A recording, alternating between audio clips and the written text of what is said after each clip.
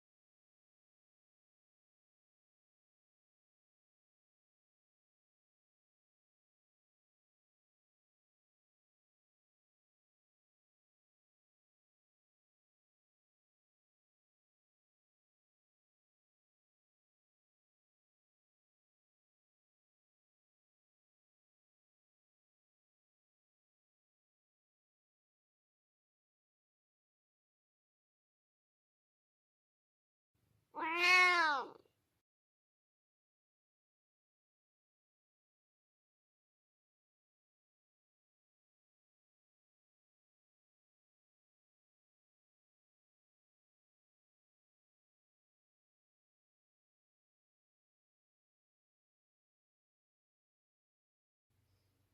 Wow.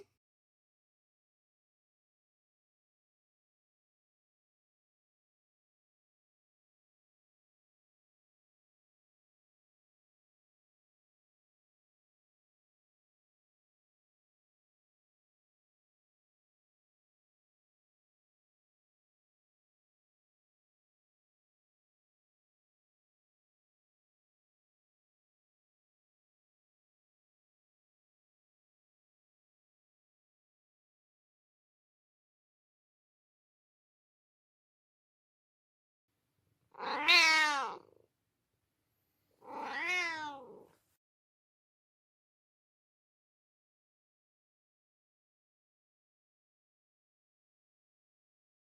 Wow.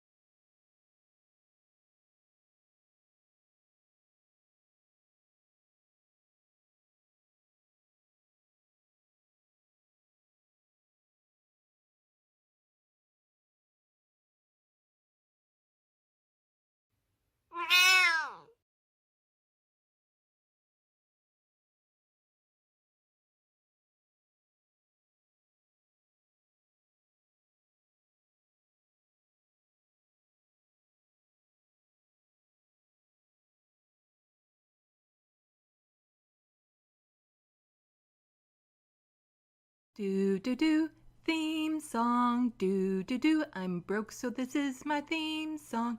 Do do do, just imagine this is an awesome theme song. Do do, theme song.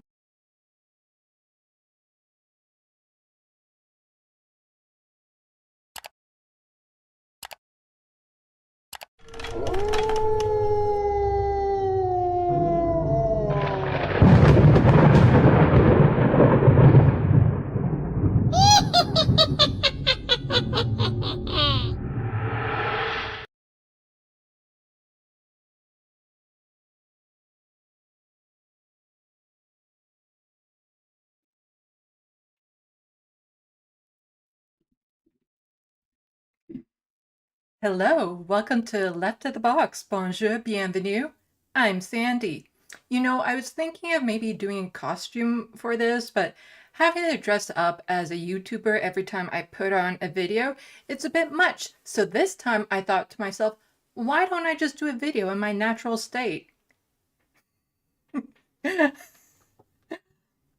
Well, welcome to all the people who have shown up. I know this is Halloween evening and it's not quite late and not really early. It's this little weird middle in between ground. So I'm not expecting a whole ton of people, but for those of you who are here, I'm hoping to just have a lot of fun. Originally, I was going to have Tamar on to talk about Sarah Jama and the NDP, but then I realized that my plan on having regular streams on Tuesday evenings was Halloween, and so we have bumped that to tomorrow. So tomorrow at 7 p.m., Tamar will be coming on to talk politics, but for tonight, like I said, we're going to have some fun. So let's see. Hello, I Still Shower and Lola. Thank you for coming out. Yeah, I have a cat on my lap too, which is making things a little bit difficult, but it's okay. I'll see how these teeth go. They're not really the easiest thing to talk with, which is why I usually like to have them retracted. Come on, here we go. Orange kitty, yay. So, I thought we could talk about a few things, and I have them listed in front of me. Oh, hello, Vanessa. Yes, I did prepare for the night.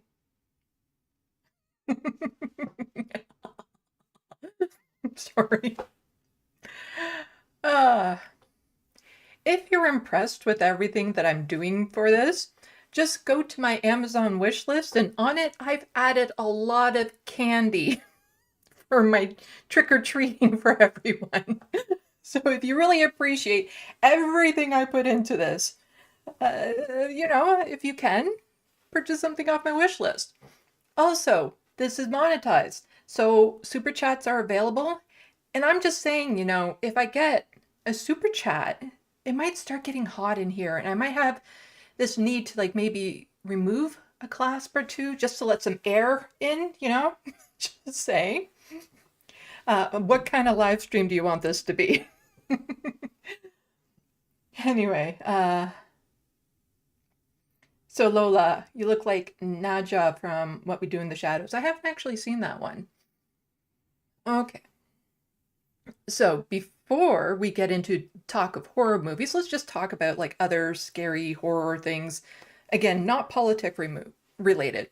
I want to know from the people in the chat, if you had a worst way of dying, your biggest fear of dying, what is it? To let you all know, mine personally is the fear of being eaten alive.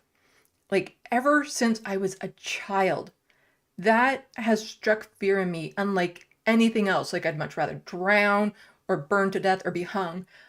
The idea of being eaten alive just fills me with so much terror, and I used to get nightmares from the thought of it. When Jurassic Park was out, I loved dinosaurs. And even though I absolutely loved the movie, it gave me nightmares. And even to this day, when I'm watching movies like a King Kong type movie or something, or one where there's a creature that eats people, when that part in the movie comes up, I actually have to look away because it freaks me out so much. I can't handle the thought of it. Horror horror movie rule number one, never admit your worst fear. Yes, Lola. Luckily, we are not in a horror movie that I'm aware of. Yeah, like even like, Tweety and Sylvester didn't scare me so much because he was never going to eat the bird. But there were other cartoons where every now and then the episode, even though it was for children, would get a bit dark, and even that would scare me. I don't think I ever thought about that, but I guess zombies were always scary to me until the million copy paste kill zombie games came out, and then they are just meh to me now.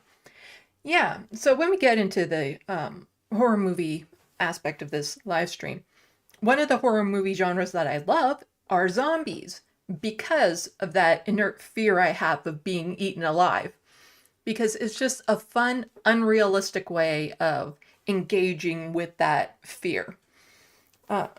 Because when it comes to horror movies, I'm not a fan of like slasher horror movies. I like horror movies to just have like a little element of reality to them. Like ones that you could imagine, like, yeah, that could happen. That, zombie movies, and vampire movies. Who'd have thought? I always found it funny when I was doing Rebel HQ videos, the amount of people that would be like, oh, you look like the Queen of the Damned. You look like a vampire. And I'm like, my thank you. You're only calling me the thing that I dress up as every Halloween that I get the chance to. Because I find vampires sexy. I don't know, am I pulling off the sexy vampire look? It can get more sexy if I get super chats. I'm just saying. uh, Mole people. Vanessa. And then Lola, mole people. I still shower. I'm just an elementary school teacher. It's just comfy clothes, porch lighting out, eating candy in the dark. Yeah. Well, normally I dress like a YouTuber. Yeah, so to add on to this fear of being eaten alive, I never really knew where it came from. Like, out of all the fears, especially as a child, when that's not really something you think of. And yet, again, any TV show, like even in restaurants, some of the restaurants would have like the little gimmicky thing of having a TV on in the background. And quite often it was Godzilla, like the old Japanese Godzilla. And my mom and stepfather and stuff, they would actually have to place me so my back was to the TV because I was freaking out so much. Like even just hearing it, like they'd have to tell them to turn it down and stuff because like I couldn't even watch that. It scared me so much. And so my first kind of accidental introduction to horror movies was Chum. Cannibalistic humanoid underground monsters. And it was on TV and my mom was watching it and I caught just like the first 5 minutes and I was done.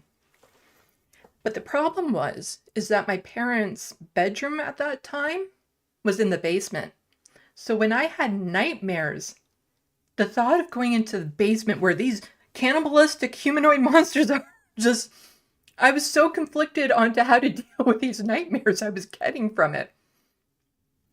But for some of you, you may have watched my very first live stream, and on it I had the guest, the letter hack.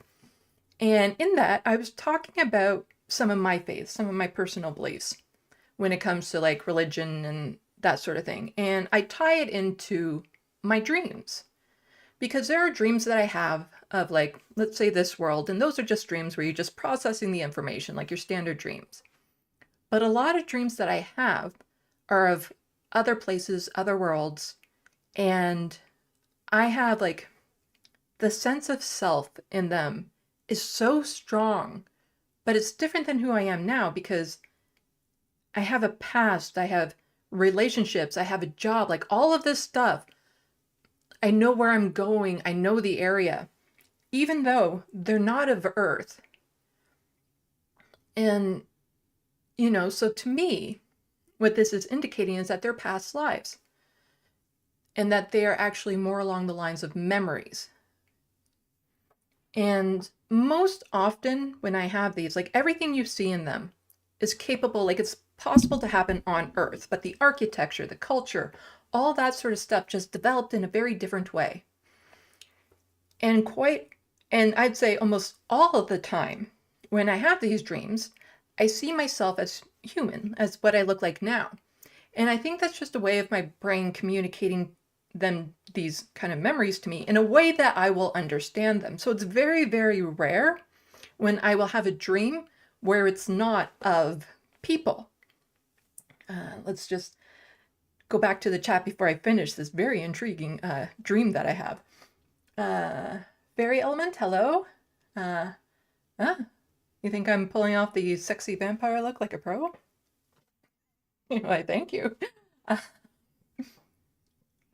Vanessa, vampires used to be scary and imposing thanks to Twilight. Yeah, no, I was not a fan of the Twilight movies, not at all. A good vampire movie to kind of counterbalance it, well, you have your Bram Stoker's Dracula, but also a movie called Let Me In. That is a creepy, creepy movie. And even the premise of 30 Days a Night, that one, like being the thought of being in a northern isolated community that has 24-hour darkness and vampires come and take over, like that's also, anyway. Christy Zed, obsessed, you look gorgeous. Happy Halloween, everyone. Thank you, and happy Halloween to you. Sparky Pete, hello. I hope I'm going to catch everyone's name. Tyler, hi Tyler. I appreciate that you put me into your queue of like 5 different chats that you're probably currently in. I have my Halloween kitty with me right here. Hey Lanier. So like I said before, if you really like some of what I'm doing right now, feel free to give me a tip by going to my Amazon wish list, and I have treats there that I am tricking for. Yeah, I guess that works. Anyway, back to this dream that I had. So this dream, it was only about 6 or 8 years ago that I had it, but to me it kind of connected some dots. So in it was like I was watching it as a movie, and I saw this woman who had like green skin, but not like Gamora, like it wasn't cartoon green. Think like olives, like a very natural kind of skin tone green, and mauve hair, but there was like a couple of dread locks that were made with like a mud, and they were like a mauve color, and that was a style. And she was wearing cargo pants and, kind of like a crop top and stuff, skinny, about 6 feet tall. So it's nighttime, and she steps out onto the balcony of her house, and there are these lights in the sky, and these lights are spaceships that have come to this planet because the planet was going dark, which meant something. I don't know what it is, but it meant that, well, what it meant was most of the life on the planet wasn't about to make it. Like something was about to happen on that planet where pretty much anything over the size of a wolf would die. And so there were these aliens that came by as kind of like an emergency rescue thing. Like they weren't even planning on it. It was very haphazard. It's almost like they were doing this, they were sneaking doing it because they weren't allowed or something. And since this woman, who I now think was probably me, stepped out on the balcony, kind of got like beamed up and stuff. And so we get to this planet, and it's kind of like a what's the word? A base, like just an in-between base. Oh gosh, what's the word? It's like a Deep Space Nine, a place where lots of different species will come and mingle and stuff of that sort. And they were taken off of the spaceship and put into the back of trucks to be transported somewhere else. But it was very hard to breathe in this atmosphere. And of course, we were all freaking out because we had no idea what was happening. And this truck, so it's like a desert type planet, lots of like yellow glow to everything. And this truck was driving down, but hit a bump, and I was in the back, and it was like a canvas truck like you see in the military. And it hit a bump, and I fell out. But I was too confused. Like, I was just freaking out at this point because it's hard to breathe. I don't know where I am. I don't know what's happening. And I'm just kind of lying there screaming. And then these 2 troll-looking creatures walked up. And they were so big. One of them literally just like leaned over and grabbed me by the waist with his hand and was able to hold me like that. And they take me to their camp, which is in part of this camp community. And it looked like the walls were made out of like tent canvas. There was no roofs on them. It was very open concept. Like there was no doors or anything. There were just some areas that were kind of sectioned off for like, I guess, sleeping areas and stuff. And this was normal. Like, I guess there was no fear of anything being stolen, but kind of strung up on the walls of these canvases were different instruments, tools for like cutting and hunting and things of that sort. And there was like this table that was there, and then there was also a couple fire pits and stuff of that sort.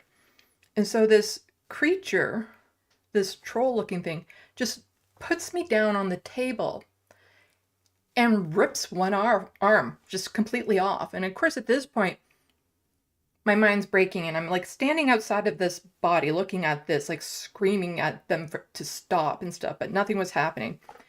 And like your mind just kind of breaks in that situation. So even though the arm just came off, there's that thought like, no, it's okay, we can put it back on, we can put it back on, even though that's not the case. But you're just thinking that because, you know, you're in such a panic, your brain is actually breaking. And then one of those creatures went and got a thin, very sharp knife and started to skin me. And that's when I realized I was their meal. To them, I was nothing more than like roadkill. Like there was no malice behind it or anything. It's just they were hungry. There was something there that they could eat, so they picked it up. And the thought of like everything that I was, like all the achievements I had, everything that I had overcome, my style, my essence of who I am, now was nothing more than a meal to these two creatures. And I was screaming from outside my body to just slit her throat, like just screaming, slit the throat to get it over with. And then I woke up. I was shaking for 3 days after that. That was, yeah, that was quite the dream that I had, but I think that is why I have that fear of being eaten alive. I don't know what you guys think. Hello, Soul Life. Yes, I was recounting a dream, but I think it was like maybe a memory of a past life. Who knows? Yes, this was a dream. Bad Lefty. Hello, just fucking crazy. Yeah. Hello, my dogs are goth. Nom nom nom. Yeah, that's probably what they were thinking. Like I could see like one of the fire pits, like one of them already had a fire going, but then there's like a spick on it. Like, you know, I kind of figured what was going to be happening with that. So super scary. We have a super chat.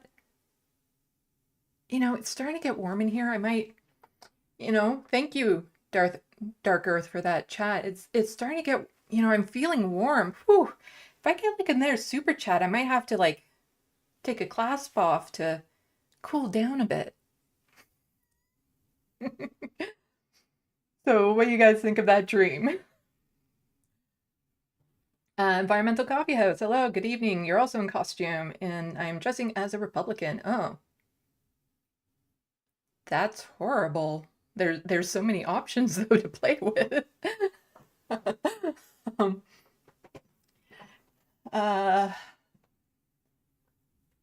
yes, Soul Life, you are blue on there too.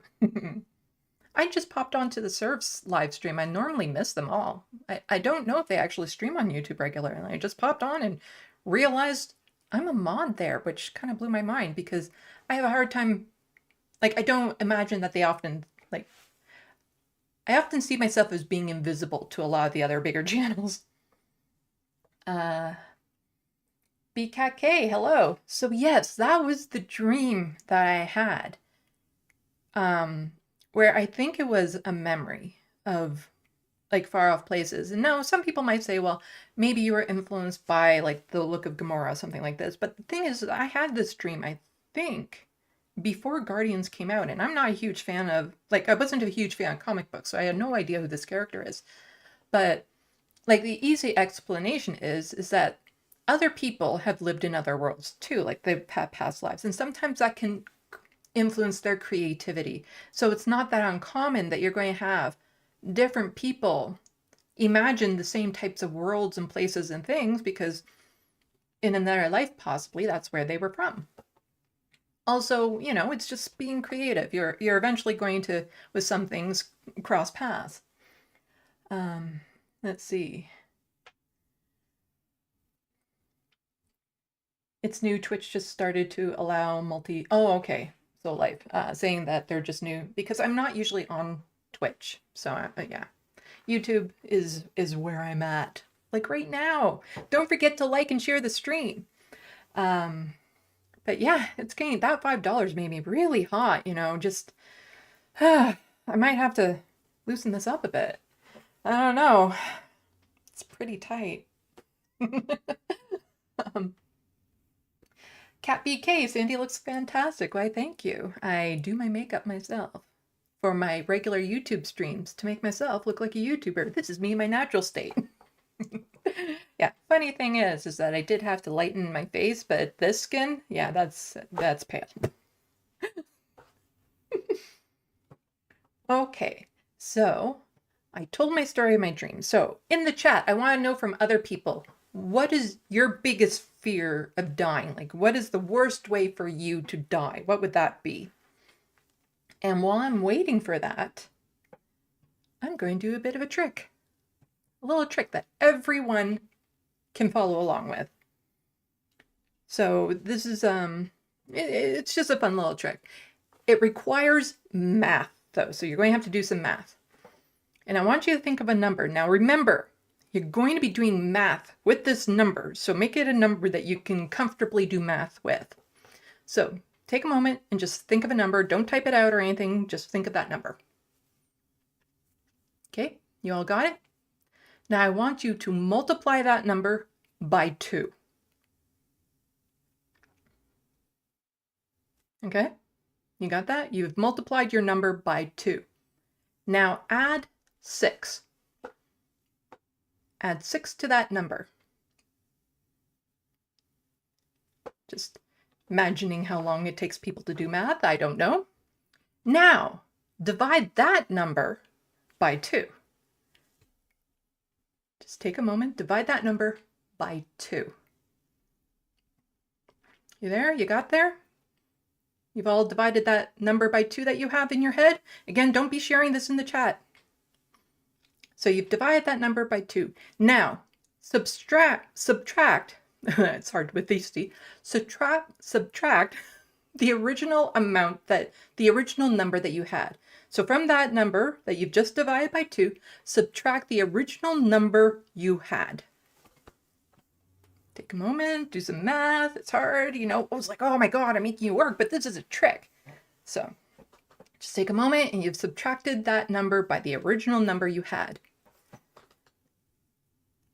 The number you currently have is 3.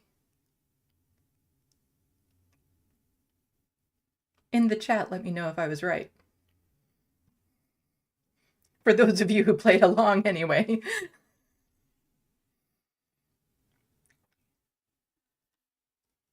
Bad Lefty, fear of hell, yeah. Sonia B, giving you a thirst trap, yeah. Yeah, I am. A little bit. Like to play sexy when I can. Whoa, no. Yeah, Bad Lefty says 3. I was right. Now, some of you might think that 3 will just always be the answer to that. No. So let's do it again. So pick a new number. Any new number. Again, just remember, it's going to be a similar formula, so you're going to have to do math. Got that number? Multiply it by 2.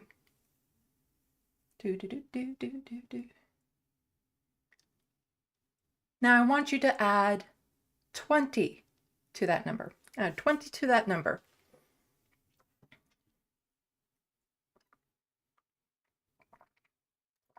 Now divide that number by 2. You following along with me? Hopefully. And now that you've divided that number by 2, subtract your original amount. Do, do, do, do, do, do, do. Yes, B cat Kate. It was any number that you could have done. So pick a number, multiply it by 2, add 20, then divide it by 2. Then subtract your original number. And now you have 10. If you're impressed with that, go to my Amazon wish list. That's me doing my trick for treating. And I put a lot of candy on there. You might notice a theme of peanut butter and chocolate. Yeah.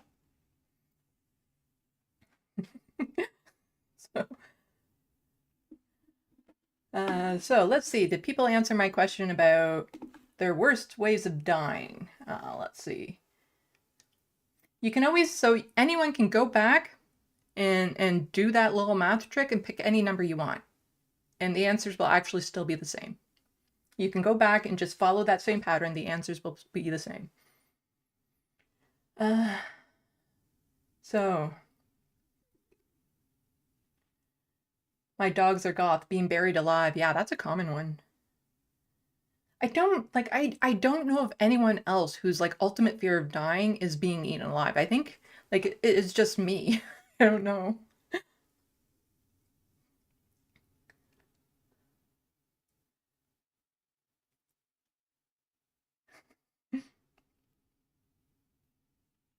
Yes, I'm a demon.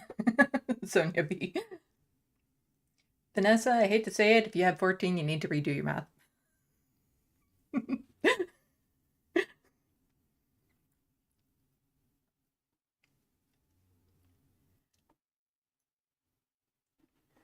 Yeah, so there's that. So I'm going to start getting into the horror movies soon. Like, I don't imagine the stream is going to be terribly long. It has to be at least as long as it took me to look like this.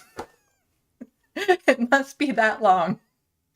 And don't forget to like go and share it and stuff to let people know that the, you know, it's getting a little hot in here. I did get that $5 chat and it's starting to really, I don't know. I can feel it in here getting warm. Ah, there. Whew. I don't know. If I get in our chat, I might have to take that other clasp off. I don't know. It's, yeah, it's just so warm in here suddenly. Hello, Marianne. I don't have that fear, but I used to dream all the time when I was about 5 that I was naked for over a fire being skinned alive. Ah, yeah. Well, I think, yeah, I think that would be part of being eaten alive, but you might not actually develop the fear for it because I would have other weird dreams about stuff that didn't necessarily scare me in life. But no, it was like absolute terror. Like, again, even movies like Jurassic Park that I love and I love dinosaurs would give me nightmares. Okay, so now that we've done that and I've done that little trick, should I go on to the Halloween poem I wrote when I was a child, or should we start talking about horror movies? Well, let's start talking about horror movies. I'll get back to the poem. So like I said, the first horror movie I kind of came across was Chud. Oh, no, it was Chud, I guess. Not Chum. Let me do this. So Chud. Cannibalistic humanoid underground D. What is the D for? Yeah. Chud 2. Deformed vagrants living in the sewers, courageous policeman for a journalist. I've never actually, cannibalistic humanoid underground dwellers is what the Chud was for. And that movie I saw accidentally just the first 5 minutes as a kid and freaked me out. Nightmares galore. I've never actually gone back and watched this movie. Maybe I should, just to see. Bad Lefty. Oh, Sandee, how are Frodo and the rest of the cats? Frodo is okay. Like, he's eating, but he's also very skinny, so I'm a little bit worried about that. But he is eating, and that's the important part. And he's also started to play with Lanier, which is so cute. He hasn't played with Abernathy, but he'll play with Lanier, like they'll wrestle. But Frodo is so much bigger than Lanier. Like Frodo will literally like Lanier will be on his back and Frodo will be over him and put his front paws to hold him down. And Lanier will be like, trying to hit him. But since Lanier is so much smaller than Frodo, he's just like, you're not gonna get me. You're not gonna get me. So yeah, this was kind of like my first horror movie that I accidentally saw. Now, a little bit later on, something in me just kind of switched. And I think I just learned to embrace that fear. So the first horror movie I watched that I actually really, really liked, Aliens 3. Not 1, not 2, but 3. That was, yeah. Oh, I don't know if I'm allowed to show the trailer for this. Yeah, that one, whew, that one's, I really enjoyed it. It was really good. I had a good time with it. And from there, I was able to get into other horror movies, watch the other Alien movies, all good times. So now, let's go back to my main shot. So now when I look for horror movies, what I like to look for are things with just, a little bit of reality, like things that could be true. And because there are some movies, some horror movies, where you have to stretch your imagination too far. Case in point.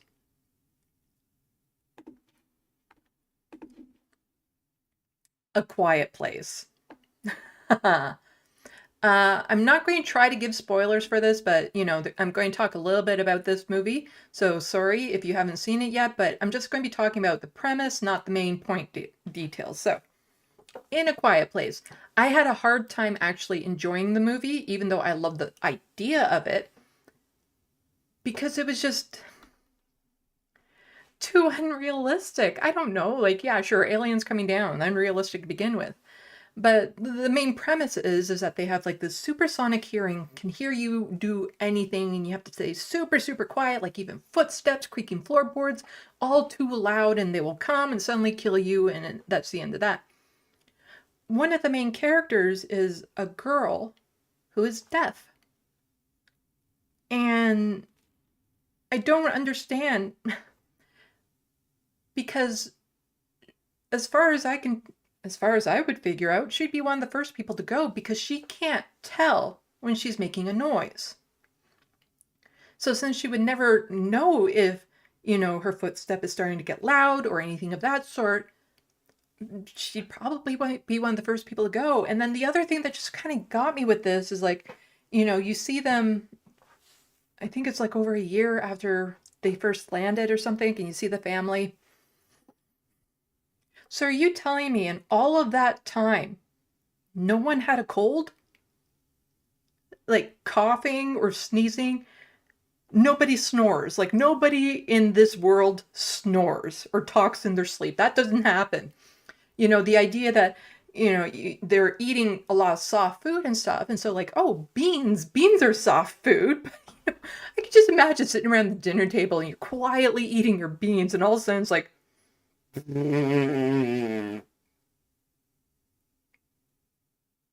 oh. So no one's had gas in this movie either, like in this world. Like, really? And that's why I had such a hard time. Like, if they had somehow accounted for all of that, then I could have gotten into it. But the idea that we make so many, like, bodily noises on a regular basis, like, sometimes when we're not aware of it, and they didn't account for any of that? Like, come on. Vanessa, yep, one of the most silly but true aspects of people being deaf is they don't know how farts make a sound. Talk about a deadly one. Yeah. Not silent and deadly. I just Marianne, if she's deaf, she could probably feel the vibrations when she's being too loud. But it's not just a matter of being too loud. It's like any sound at all, and they'll come and get you because their hearing is just that sensitive. So it's because like they have places marked off on the floor where it's safe to step so you're not creaking on the floor. So it's just all of that stuff. And her bedroom was on like the top floor, kind of exposed. And again, like talking in your sleep, snoring, farting in your sleep, all of that sort of stuff. Just, yeah, it didn't make any sense to me. And so there are ridiculous horror movies like that, and I try my best to enjoy them, but you know, zombie movies and vampire movies, they're unrealistic, but I can often enjoy them. Because again, with zombie movies, it's that thrill of the fear of being eaten alive. With vampire movies, let's just say I find them a little sexy. So I do enjoy those two genres of movies a lot.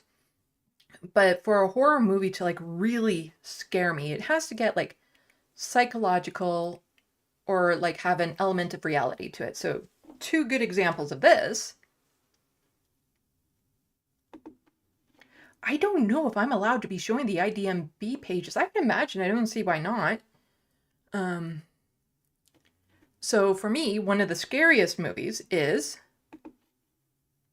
Quarantine. This movie freaked me out. So it's from, what year is this from? So if you're looking for a good horror movie, go for, so March 11th, 2008. If you're looking for a good horror movie, go for Quarantine. This movie, it's also shot from like that first person perspective, like a camera being held to kind of add like an extra layer of reality to it. But yeah, it scared me so bad. Another movie, it's a bit older, that again, it just had a certain level of you can see everything in this movie happening. 8mm. This one, no monsters, no demons, just pure human evil is involved with it. And that's why I really liked it. And it's one, I feel like it's one of Nicolas Cage's best performances is in this movie. Like, it is very intense. Like, I guess another movie that I don't kind of have up on the screen that I would also say really got to me was Titus and Andronicus, the Shakespeare movie with Anthony Hopkins in it. I was shaking for days after that movie because it just goes into the utter depths of human cruelty, of revenge, and human, like the darkest parts of human nature. And like those movies, they get me because they get me thinking, because you can see, you can rationalize why every horrible thing in that movie is happening. But a movie I watched recently that I actually quite enjoy, and it's not a horror movie, but, well, it's a comedy horror movie, also has Nicolas Cage in it. If you haven't had the chance yet, go watch Renville. It's a lot of fun. I'm probably going to watch it after this live stream. It's on one of the streaming platforms that I might have a password for, thanks to a friend. I really enjoyed this one. Let's go back to main shot. So like those are some of my kind of like favorite horror movies. But every now and then I get caught completely off guard. So a movie that caught me completely off guard because it's unrealistic in what's happening. But for some reason, like maybe it was the time of night, my emotional state as is, I got so freaked. I had to turn on the lights. A minute, I had to turn on the lights with this movie. It's called The Colony. It's not a widely known movie. I picked it up like at the Beat Goes On for like $3 or something like that. And a lot of really good actors in this movie. And for some reason, this one just kind of reached into me and made me so afraid. I just got so scared from this movie for some reason. And it just seemed like completely out of the blue for me because it's not like a movie that would normally scare me. But for some reason, the beats, the elements of it, maybe the human nature of it, just really caused me to get scared. And I'll be going back in the chat in just a little bit to see what other people's ideas for like, let me know like what was your first horror movie, and then what is your favorite horror movie. So in the chat, let me know, and I'll go back and I'll start looking up that. Now, something I've come across recently on YouTube, and there's like a bazillion of them, are short horror movies, like short movies that are made. And some of them are award winning and stuff, and they're all posted on YouTube. And the first one that I actually came across is this one called Curve. I've linked it in the description box below.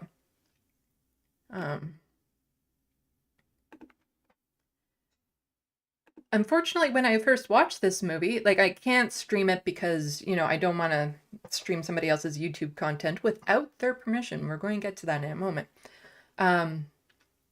It was late at night. So this movie, like you can see down here, it's just under 10 minutes long. Go watch it. Holy shit, did this scare me. Like just the premise of it, everything scared the shit out of me. Like there was just something about this that was just absolutely horrifying. And then from there, I found, like you can see over on the side here, like you as soon as you start doing like horror short films, you're going to come across a bazillion of them. Different lengths, but they're usually all under a half hour long. Not another single one has scared me like that one. Like for some reason, it was just this movie, The Curve, that was so like just boggled my mind scary. But all these other kind of short films that I've been coming across are like, nah. Like some of them are really good quality made, like no doubt about it. And some of them, like the acting is even really good. But none of them kind of like reached into me the same way that this one did. So it's linked below. After this, if you want a good scare, it's under 10 minutes. Watch it. You will be peeing yourself. Peeing yourself. Let's go back to my main shot. So let's see. Those are the main movies that I kind of had listed to go over. And then there's going to be a special treat in a little while. So let's see. Who else? What was your first scary movie? And what is your favorite? So, and hello to everyone who has joined. Hello, Medi Doctors, and everyone who has since joined the chat.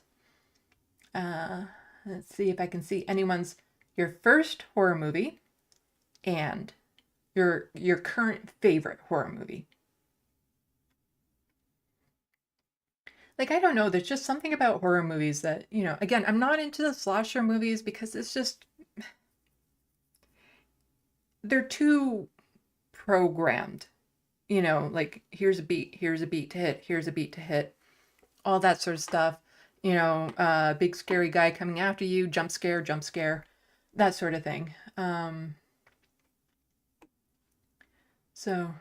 Oh, I had another super chat. Thank you, Kevin. I see that now, and whew, it's making me hot. It's making me so hot. I don't know. Oh, yeah, I don't know. And yes, there is a limit to how many of these clasps I will undo. It's not that type of stream. We're on YouTube. Yeah, makeup to pale this. No makeup needed to pale this. I don't get much sun. Yeah, just, no, it's so warm in here. And, I'm a vampire. We like it cold. I feel like I'm flirting with all of you guys. Again, if you're liking all of this, there's a special treat for me that you can help me out with on my Amazon wishlist. I just went and added a whole bunch of candy and stuff that I like. Just because I feel like I'm doing my version of trick or treat right here. I don't know.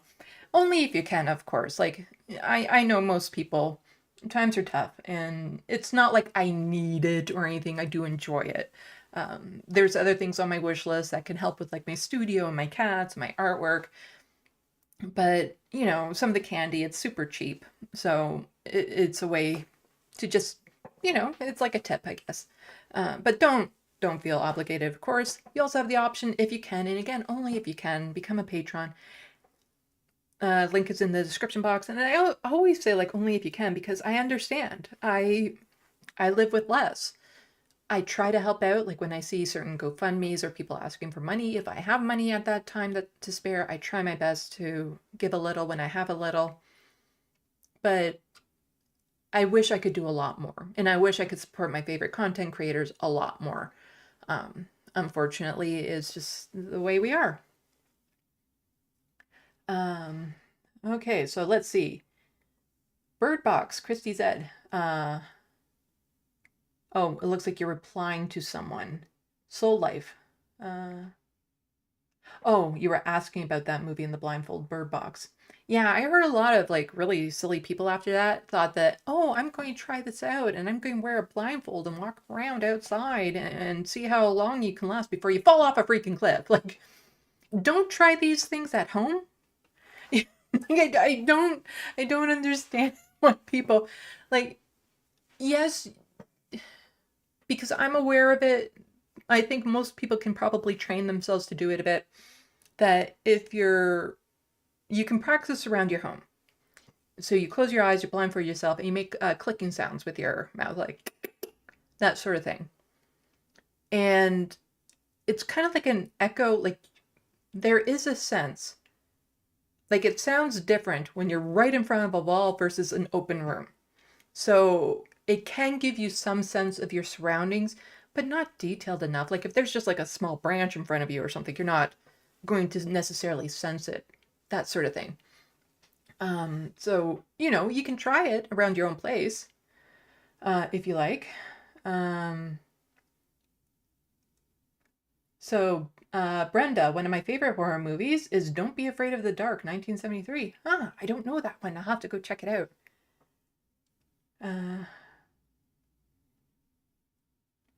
Let's see.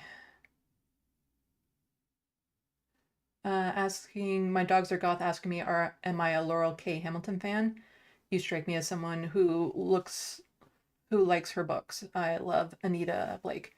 I'm not good with author names to begin with. And if I read a book, not shocking, I read horror. That's pretty much my favorite genre of book. It's like post-world apocalyptic and horror. Because I find the books can often go far further than movies can. Like just with world building and everything.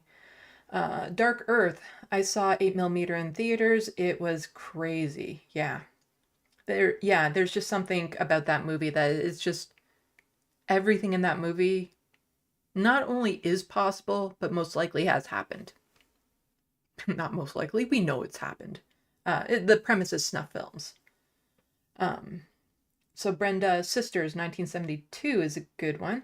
Ooh, so you see, everyone, you can go back in the chat later on. I think it takes like 24 hours to download onto YouTube to replay the chat live or something like that.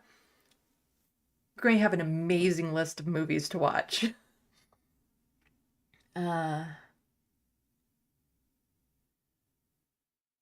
Vanessa, Nicolas Cage as Nicolas Cage. I don't know if we love or hate Nick at this point. He has hits and misses. Like I said, Renfield I really like, but that is Nicolas Cage being Nicolas Cage. I also liked him in Kick-Ass, but again, that's him just being himself. But there's so many movies, especially movies like you've never heard of that went straight to release or something like that. They're just so bad. Same in, what's his name? Another actor that used to be like wildly famous that just makes some of the most horrendous movies possible now. Oh my gosh, I can't remember his name. Like dark hair, I'm trying to think. He was in that musical Sandee with a character named Sandee B or something like that. Oh gosh, what's his name? But he used to be like a really good actor, and then since for some while he's just in some, like, I've picked up DVDs and stuff from bins for $2, and with one movie with him in it, I wanted my money back. It was so bad. But I can't think of his name right now. Titus, yeah, that's the Shakespeare movie. Let's see, any other good horror movies in here? But yeah, there's lots of good vampire movies out there that I like. And then the problem is there's a lot of kitschy vampire movies. Like, there's a balance between like good because they're kind of dark and realistic, and good because like Renfield, where it's just kind of campy humor fun. And then there are some where it's like it's none of the above. Twilight, for example, is just bad. It's just so bad. I had a bunch of friends over and we did like a mystery 3000 to that movie where we were just mocking it the entire way through because all of us were improvisers and we were part of a troupe. And we get offers about Twilight so often, but none of us had seen the movie and none of us wanted to watch it alone. So we had a bunch of people come over to my place and we just made fun of the movie the entire way through. It was so much fun. uh, uh, BCAT K, Jija. Okay. I guess maybe that's a movie. Sorry, I'm just catching up in chat. But yeah, I like good horror movies. Let's see. Oops, no. Did I got more, you guys are thirsty, aren't you? I got a couple more uh super chats. Thank you, my dogs are golf. Oh, Kevin. Oh, right. There's messages here. I'm getting used to reading this. So Kevin with his $5 super chat had said, one of my favorites is The Thing, 1982 with Kurt Russell. Yes. I believe I've seen that one. And that one falls into the category of like, yes, I've seen lots of horror movies along that line, but it neither super scared me or intrigued me because it's just too unrealistic, I guess. And it almost borderline falls into the slasher movie genre. There's a lot of like Event Horizon is another one like that. Was just like, okay, it's just, it feels so programmed how it's meant to be scary. And then my dogs are goth with a $10 Canadian super chat. Thank you so much. Oh, you're asking that question about, no, are you a Laura K. Hamilton fan? I think she is the best author for vampire genre. You strike me as one. I love Anita Blake. You look so good. Well, thank you. I have read like some of the Interview with a Vampire, not all of them in the series, but some of them. I have a book I want to write that is vampire related, and we'll see how it goes. I'm still waiting to see if my first book that I've written can get published before I invest a lot of time in it. Also, I need to be able to start walking again. My foot is injured and it's too painful to go on my regular walks. And that's when I can really slip into these worlds that I build in my head and work on these books and stories in my head and really connect dots and stuff. And it's like a meditative state for me. So hopefully I can get back to doing my walks so I can start working on this vampire book that I have in my head. The anti-corporatus, no message, is giving you a couple bucks. Why, thank you. And oh my gosh, it's so hot in here. Whew. Just, oh, yeah, just really hot. I don't know, these super chats, they make me so hot. Oh yes, John Travolta, that's the name. Some of the movies he's in are just so unbelievably bad right now. Like, there was one about, like the one that I was talking about that was like from a $2 bin that I wanted my money back, where he worked as like people who go out and repair power lines and just every stupid cliche imaginable, and the acting and everything was horrible. Yes, The Wicker Man with Nicolas Cage, not good. Not good. Yeah. Steven Seagal, he's never been a good actor. My mom used to really like his action movies when I was younger, so I've seen probably most of them, but he's also gone into that category of still making movies way past any prime. Like, I haven't seen them because I probably wouldn't be able to tolerate them because they're so bad, but he apparently, like, he's so old and out of shape, but he still wants to present himself as like this martial artist, that there was like this fight scene where he's literally just sitting in a chair and doing these things. Like, give it up. Give it up. Bruce Willis was also doing some of these really horrible movies. Like, unfortunately, he has aphasia, so his disability has made it so he can't, get back into acting, because he had some really good movies. And then suddenly, just some really crap movies. Like, a really good movie that he's in is called Hostage. Recommend you go check that one out, too, if you can. I really enjoyed that movie with him in it. When it came to one of his better acting movies. Uh, so let's see. Does anyone have like a favorite vampire movie? Like I can't say I have a favorite vampire movie. Like there's a lot of good ones. Like I was mentioning before, Let Me In is really good. 30 Days a Night is really good. Do not watch the sequel. Just don't. Don't. No, don't. Just don't watch the sequel. I do enjoy like the original Bram Stoker's Dracula. Let's see. Let's see. I'm bad with like names and stuff. There's this one kind of fun campy vampire movie. That was actually I think filmed in Toronto. That was fun. A movie called Innocent, I think, was also filmed in Toronto. That was good. One with Lucy Liu. I gotta get better at names. There's a vampire movie that Lucy Liu's in that I quite enjoy. I also quite enjoy Lucy Liu. She's a there's like that hall pass list or whatever. Her, Angelina Jolie, Mila Jokovic. I think Mila Jokovic, the woman from Fifth Element. Like, oh my gosh. If I was, yeah. Anyway, and there's also lots of men on my list, but that's for another day. That's not for this stream. We're not making this stream much more charged than it already is. I feel weird exploiting my titties like this. Anyway, I'm not used to it. I'm a little bit. I used to be like very flamboyant, hyper sexually, like flirtatious and stuff like that, but sad story, it got reeled in a lot after rejection, and so many rejections, and people just telling me how unattractive I am and stuff like that. So I really kind of pulled back that whole hypersexuality thing that I had to the point where I don't like exposing a lot of skin. Like this is a lot of skin for me. But you know,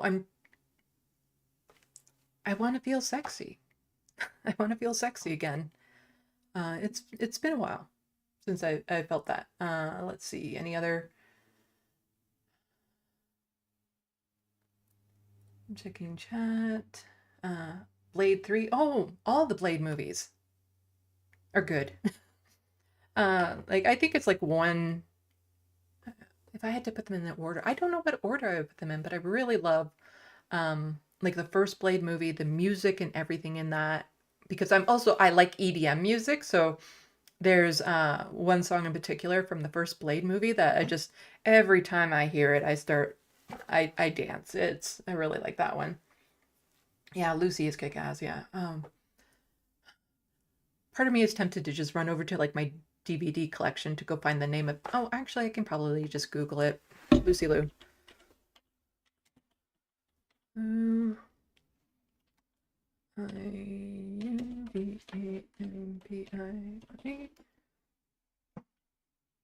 Oh, yeah, it's called Rise, Blood Hunter. Really good. I like that one for a vampire movie.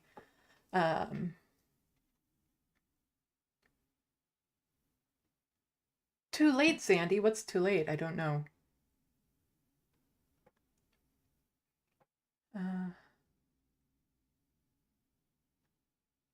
Used to be. You're super sexy. No, thank you, Christy.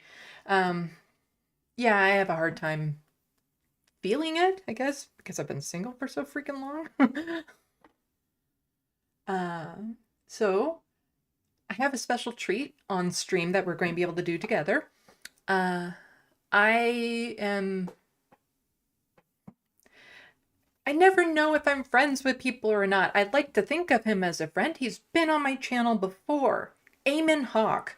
I love his videos. His videos are horror. So I got permission from him. He might even be lurking right now to watch one of his videos on stream with all of you guys. So we get to watch a horror movie together. Because, yeah, his videos are amazing. I've linked to his YouTube channel below. But they're just so much fun. And I've complained with him before. He has a lot of people being eaten in his movies. in his little videos, so they kind of bug me at times. But he does such amazing work. So we're going to be watching one of his videos together. But before we do that, just again, something a little fun, something a little silly. I wrote a poem when I was a kid. And at least I think it's original poem. Like, to me, it sounds so familiar that it might be a poem from somewhere else, but I'm pretty sure I wrote it.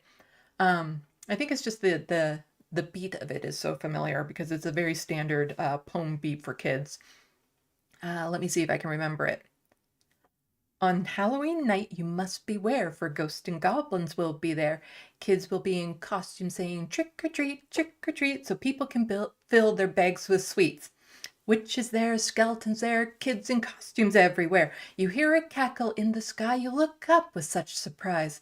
A witch on the broomstick is flying by. Then you realize this has to be the scariest Halloween there's ever been.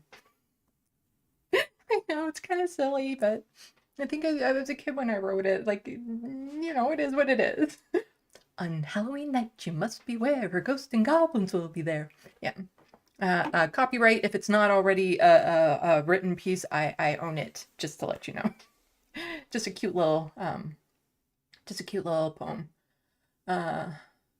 See, I'm sharing all this stuff with you because, we need a break from the real horror, like the actual horror going on. And it's important to have a break and just enjoy your time because, that way we can stay fully charged. So when time comes that we can actually do things to make a difference, we have the energy and we can give our 100% to it. So this is just about having some fun and, appreciating good company. You guys are great company. And just not being alone and talking about silly vampire movies and fun stuff. I still want to know what other people's favorite vampire movies are. Come on. Vampire movies. Where are your vampire movies at? I took some pictures with my cell phone before this, so I'm going to, pop them in Photoshop and stuff and hopefully get around to posting some of them. Hopefully they turn out. If not, I have this whole video of me looking like this. Bad Lefty, Aamon rocks, yes. Oak Hill Hermit, he rules, he does. Yes, everyone, go back to my channel and actually check out the interview. Like, I had him on my channel. It was shortly after, I think he was on The Majority Report. He was also on there because of his video about Steven Crowder and whatnot. So please, I've linked it below. If you haven't signed up to his channel yet, please do. Go back and watch all of them. And I'm not joking because there's a thread that goes through a lot of them. And you understand things that are happening in some of the more current ones if you're actually familiar with what's happened in all the other ones. So just binge watch it. Like, just binge watch his channel.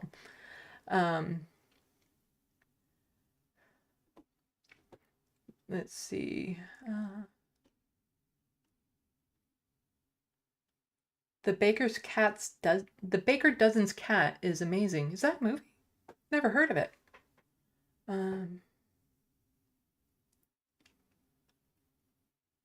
Okay.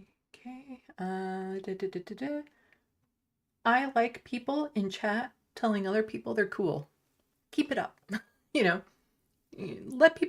often forget to let people know we like them.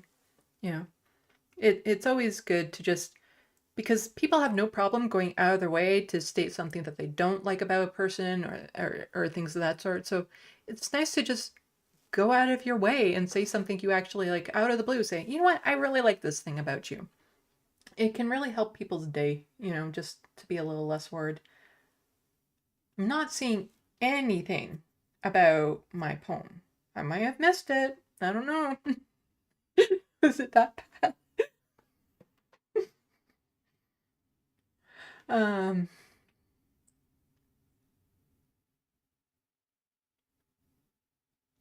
This is so fun. Sorry if I'm, my dogs are off. This is so fun. Sorry if I missed anything above. Busy host tonight. Don't people know I would rather be here? Yeah. No, I figured it's Halloween, but I think most kids are done trick-or-treating. Like, they start at 6 and they're done at like 6:30, depending on how big the town is. I don't know. It's been a long time since I've trick-or-treated, obviously. I did do it later than a lot of kids. I think grade 9 was the last year I went trick-or-treating. But that didn't stop me from dressing up.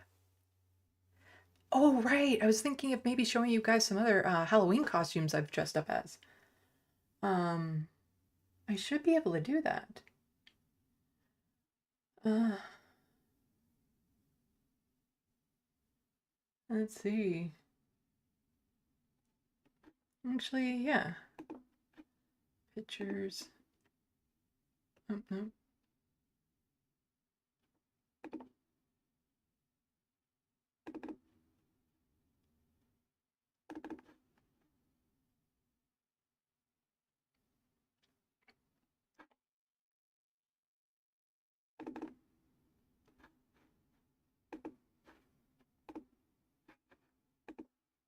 Okay. This is, let's see how well this works. That's me from a while ago. Obviously that's me from a while ago. In a different kind of version of like a snow queen or something. I don't know. Like some of these costumes aren't of anything in particular. Let's see. Oops.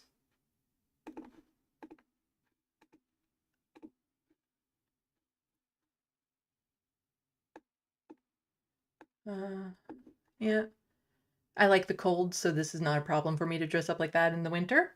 Let's see. Don't need to go through all of these. I like going to parties where, you know, there's different reasons to get dressed up and stuff. It's always fun. This one, I was a fallen angel, basically an angel that was ravished by a vampire and bitten and became a vampire herself, but she was a fallen angel because she liked it. That was, again, just a character, don't. But I had a lot of fun with that costume. Let's see. Those are not really much costumes. Do I have, what else do I have?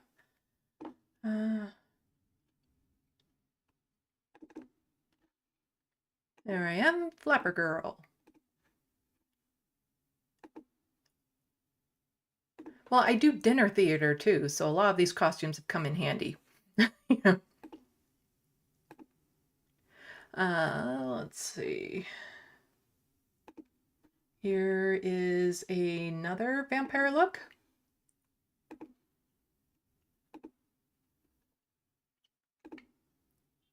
And that is obviously just a costume that you grab at some costume stores.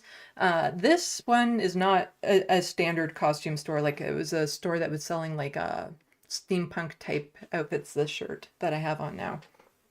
So it's far, far better quality than, you know, these kind of costumes here.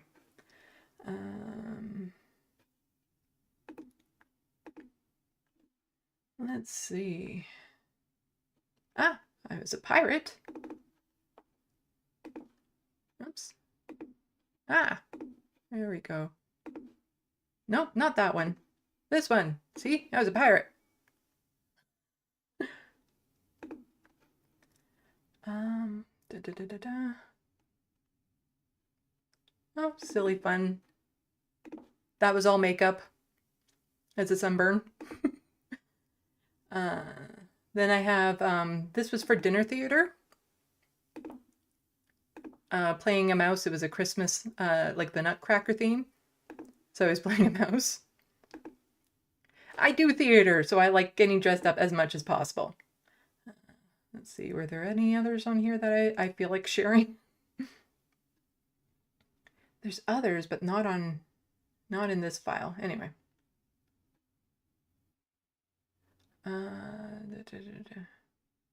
Let's see, pictures.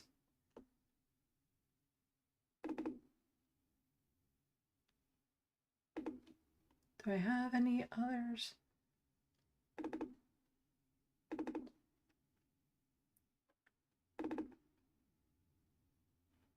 Oh, here we go.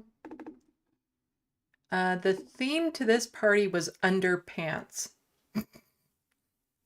So I had an angel halo with, and I had all these little doll pants on there, so I was under pants. I know.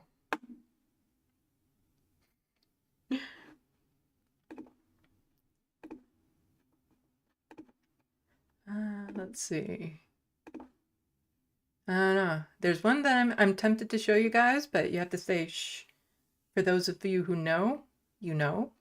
And I made this costume all on my own.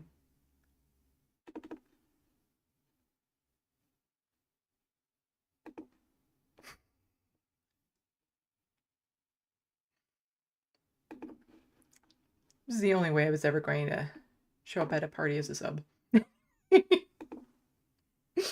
Those of you who know, know. So those are, I've done dinner theater, so I get to dress up with that.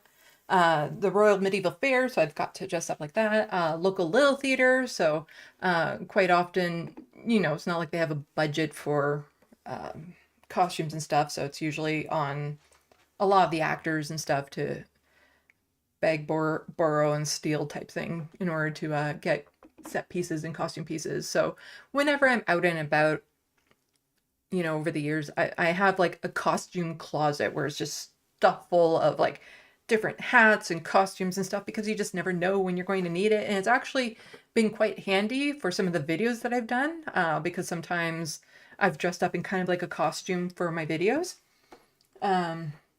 Let's see.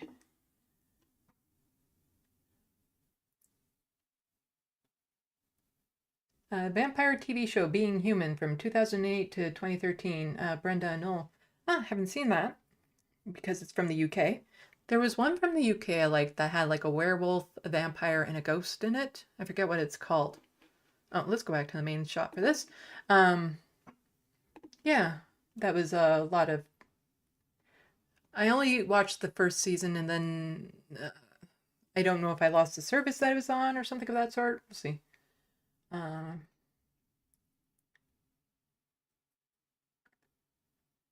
Soul Life. As soon as I walked out, it ran for like an hour. I don't know what you're talking about. I'll take your word for it. Z-Myth? Z-Myth? Hello?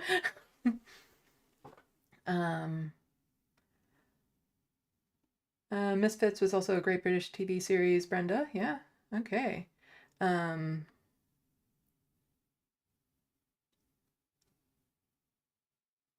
Oh, Being Human. Yeah, that was the name of that series, of the vampire, the werewolf, and the ghost. It was interesting. The thing that I like about British, the few British TV shows and stuff and movies that I've watched, is they tend to go there. Like, their endings are not necessarily good endings. There's a mini series about zombies, and people were in like this Big Brother type enclosure and stuff, so they were kind of trapped in there when the zombie outbreak happened. So that was a really good little mini series. But yeah, there's a lot of, in the British movies, they tend to go there with the horror and stuff of that sort, which is good. I'm just trying to think of some other good scary movies for people to watch. Oh, what is the name of it? There is Cloverfield. I liked Cloverfield, even though it was like a Godzilla type movie. And then there was another one, I think, called Cloverfield. It wasn't a sequel, but it kind of shared the same name, even though it had nothing to do with the first one. Oh, 10 Cloverfield Lane.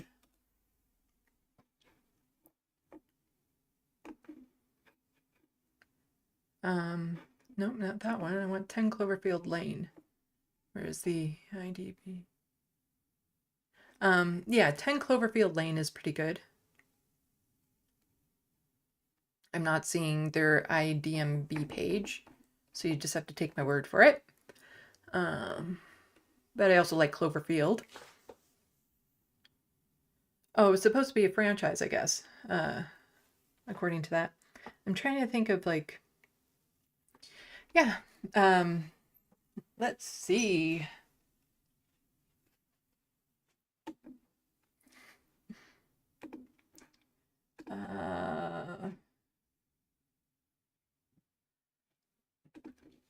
So I don't think I saw too many people's worst fear of dying, which is fine.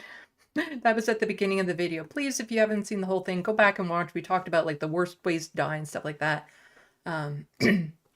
So I'm just kind of going over my little list because this stream has to last as long as it took for me to put this makeup on. Okay, well, let's get into some Aamon Hawk, shall we? Like I said, I have permission to stream one of his videos. Let me know in the comments. So it looked like he just recently re-uploaded Steven Crowder's Nightmare.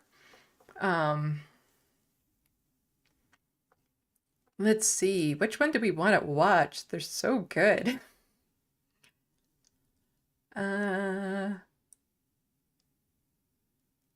to think which one. Oh, they're all so good. Does anyone have a favorite that they would like to watch of Aamon Hawk?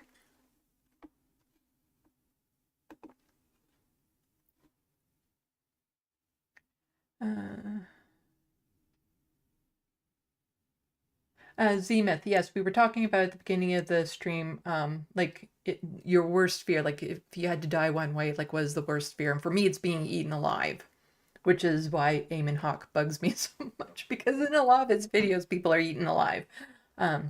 Like to the point, I can't even watch the scenes in like King Kong where you see the person falling into the mouth. Like I can't watch that. Just absolute terror. And there's certain movies that I just won't watch because of it. And like even Jurassic Park, loved the movies, got nightmares as a kid because of the dinosaurs eating people. Bad Lefty, mine will be slow and painful. My fear is that there's really a hell. I wouldn't worry about that. There's no hell. Well, I don't believe in a heaven or hell, but that's, you know, some people do. Sliding down a razor blade banister, Zemeth. Yeah, that would be pretty bad. So far I've seen one person for the Steven Crowder Nightmare. So we can watch that one. I just want to... Yeah, MIDI doctors. Yeah, getting eaten alive by a lion can't be good. Yeah, like the gladiators back in Roman days, having to battle like all the wild animals and stuff like that. Oh my God, just for people's entertainment. Like horrid. Yep, Jaws. Had issues with Jaws.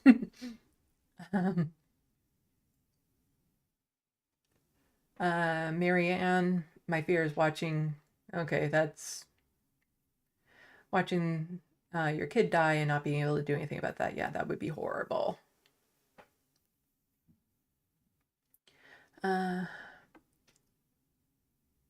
Anti-corporist, I think there's actually a hell if Trump got reelected. Like, oh, yeah. It's just we're living in it and we just don't know it. Okay, so I did see one person say Steven Crowder's Nightmare, so we can watch that. I'd also like to watch one of his that not everyone has seen, like one of his more less known. I have one in my head to watch too.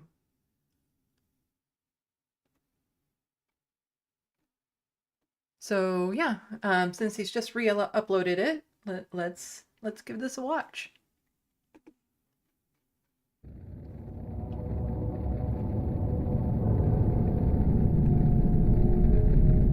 Actually, I have a slightly better setup for that one. There. You get to see more of the screen in this one. Sorry.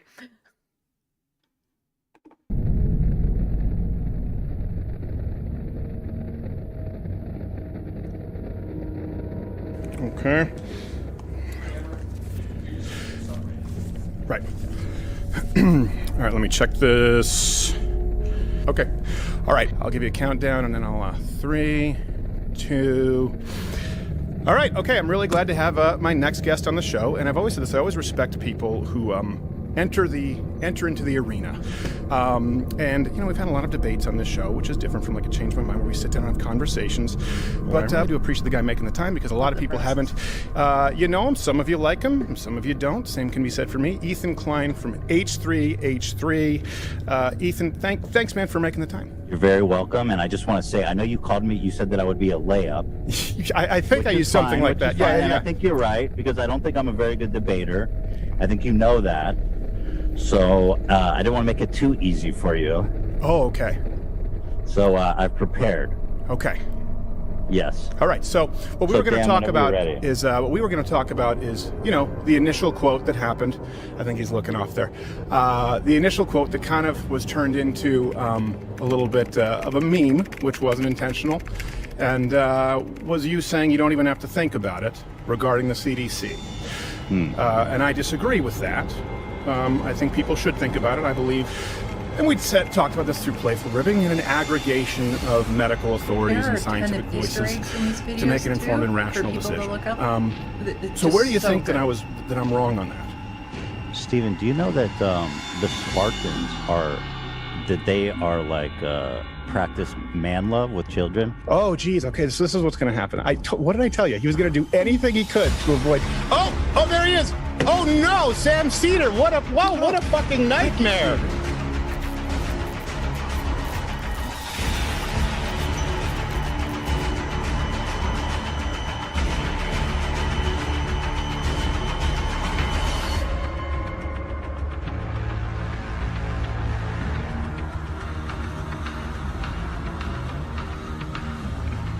Come on, Steven. Wow. I think we need to have a meeting with his dad. Irony alert, Steven. Stop being a bitch. Stop being a baby. Come on, Steven. I think he lost the right to those holsters. I think he has to retire them. Oh, sweetie. What kind of a pussy am I talking to? What happened to you? Bro, it was a dope movie and you're a fucking communist. Can't wait for Avatar 2.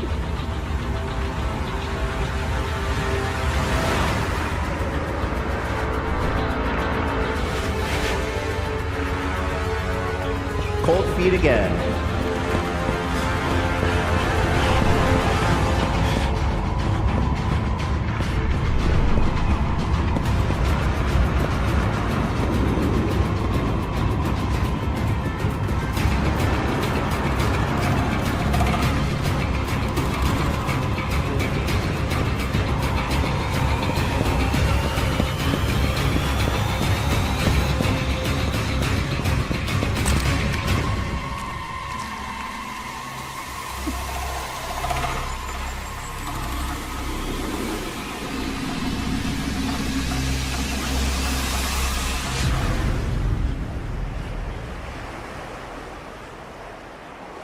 Brain, you're acting kind of weird today.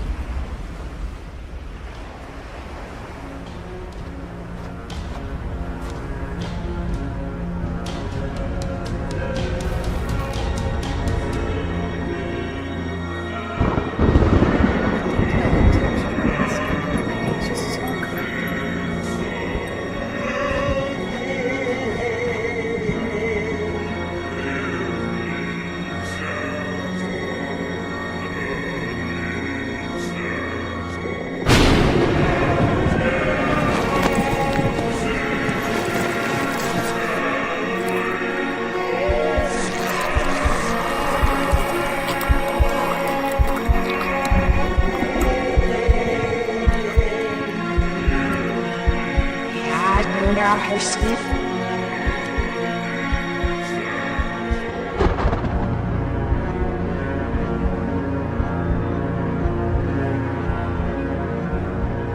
You really think someone would do that? Just go on the internet and tell lies?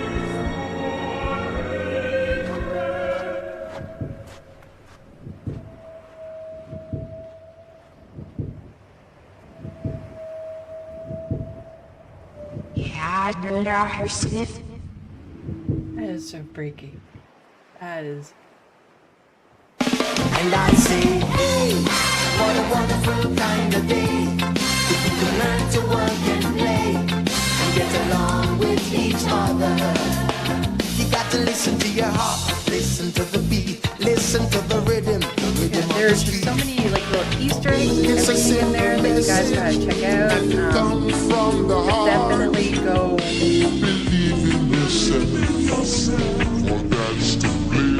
and like watch all of his videos. There's one that I really like.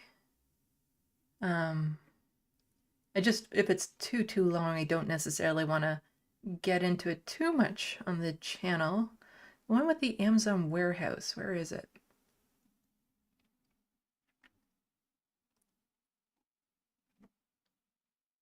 Is it still up?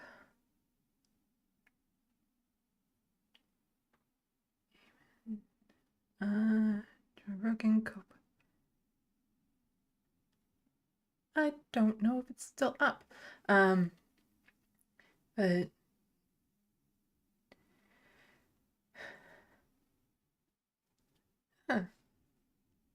yeah, there's one with the Amazon warehouse in it that I also like really, really love that one. But I'm not seeing it. It just could be because I don't recognize titles that well.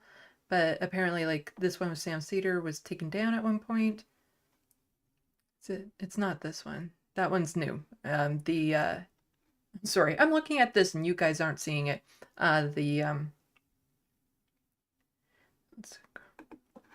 This one here, it's really good. It's new. It just came out 4 weeks ago.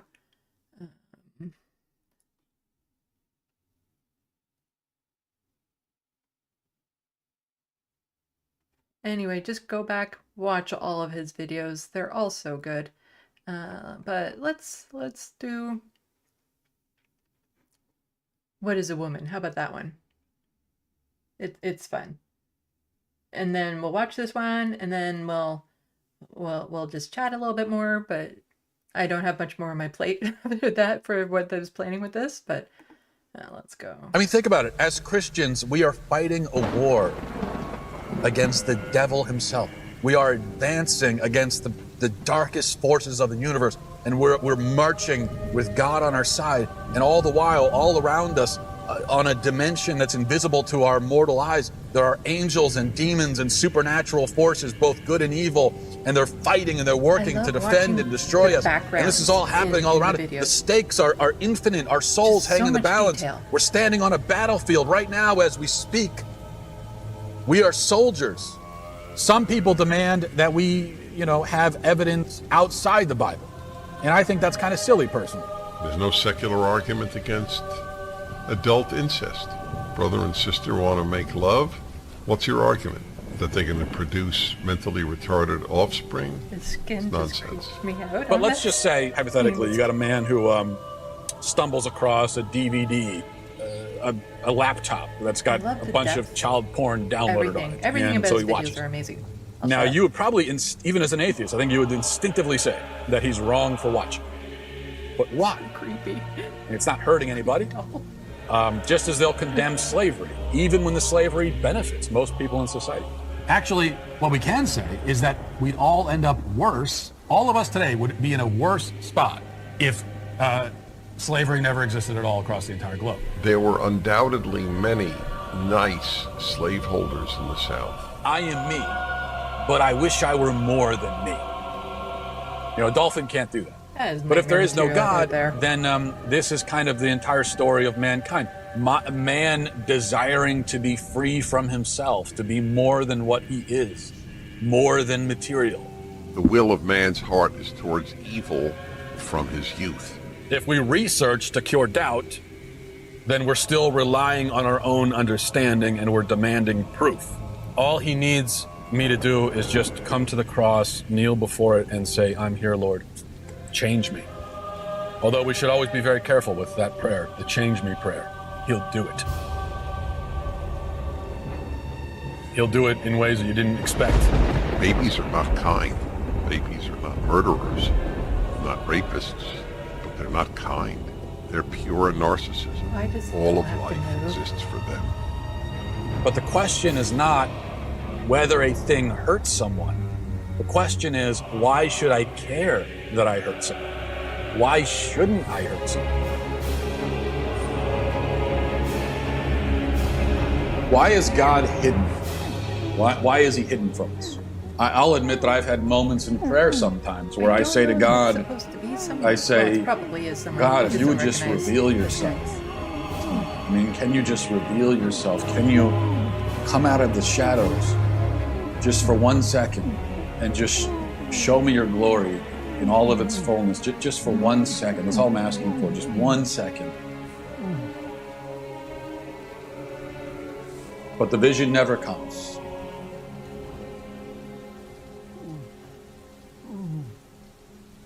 But what is a woman?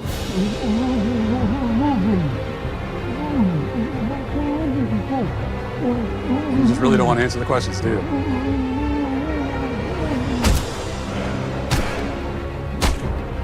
I want mommy, I want milk, I want to be held, I want to be comforted. And if you do not do all these things immediately, I will ruin your life. Ever since the beginning of time, teenage girls have been getting pregnant. Girls between the ages of like 17 and 24 is when they're technically most fertile, okay? That's biological. That's a fact, all right? I'm just stating facts. That's all I'm doing. So what I'm saying is that the problem is not per se teenage pregnancy. It's unwed pregnancy. That's the problem in society. I violate my kids' consent all the time. Congratulations, Elon. 4 billion views. So good, these videos. But go back and watch my interview with Aamon, and we talk about the process, about how he makes these videos.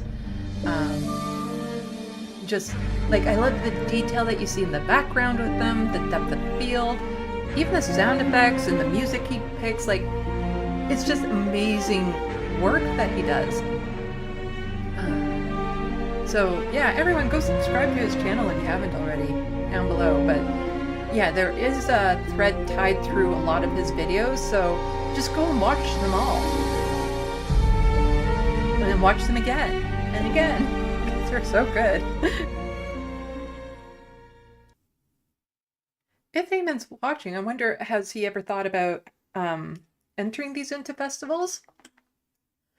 Because I was watching, mentioning before, the short movies, the movies under 30 minutes, and so some of them are like award-winning and stuff, so I think it should be possible for him to enter these into some festivals. But yes, so I had permission from Aamon to just stream those videos for everyone.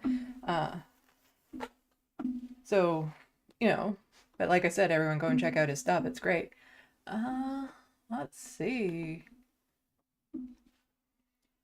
I don't know. I think if it gets hot enough in here, there's at least one more clasp that can come off. I'm just saying. Trying to do that. Let's see. So yeah, it has now been longer than it took me to get all of this done. So I'm trying to think. I didn't have much more planned for this. Like, this was all last minute too, because like I said at the beginning, I was planning on starting like regular live streams Tuesday at 7 p.m. Eastern and Sundays at 3 p.m. Eastern. And so I just started making those announcements and stuff like that. And I invited on to more. Both him and I called into the Majority Report about what was happening with Sarah Jama on different days, and it wasn't planned. And since I know him through social media, I actually invited him on so we could talk about the updates and stuff. But then I realized, oh, Tuesday, it's Halloween. And I'd much rather do all of this for you guys. Just, you know, just showing my appreciation for my fans. I don't know, is this how people show appreciation? It feels so weird doing this, like trying to use sex appeal or something. It's something that like the younger women seem to be able to pull that off so much. Me, not so much. I don't think so. And the way that I did my lipstick and stuff, like my whole mouth was just like the teeth and everything was covered in like red lipstick, because it's like, it's hard to see the detail on like this camera, but it's like darker on the lips on the outside. And then I put like a bright red lipstick kind of like in the inner lip, but then I was getting all over the teeth, which actually enough of it kind of smeared all over, added to the look. Just saying. But yeah, I got this shirt at a store that was around for a little while that sold a lot of like steampunk type stuff. Because I'm one of the few people, I like the look of steampunk, like kind of a goth, but not really and stuff. Because all my life people are like, are you trying to be goth? Because I have the pale skin, dark hair, and pale eyes. And it's like, no, this is my natural hair color. I dyed it once when I was a teenager. I dyed it black. And all it did was take out my natural luster. Because my hair is like 2 shades lighter than black. And that's the only time I've colored it. I've always said, I like my natural color, so I'll keep it. And then once I start going white, then I'll do all these other weird shades and stuff to it. Like, colors and like blues and purples and stuff. However, from the looks of it, genetics, I'm probably going to keep the majority of my color of what is left. My hair is extremely thin.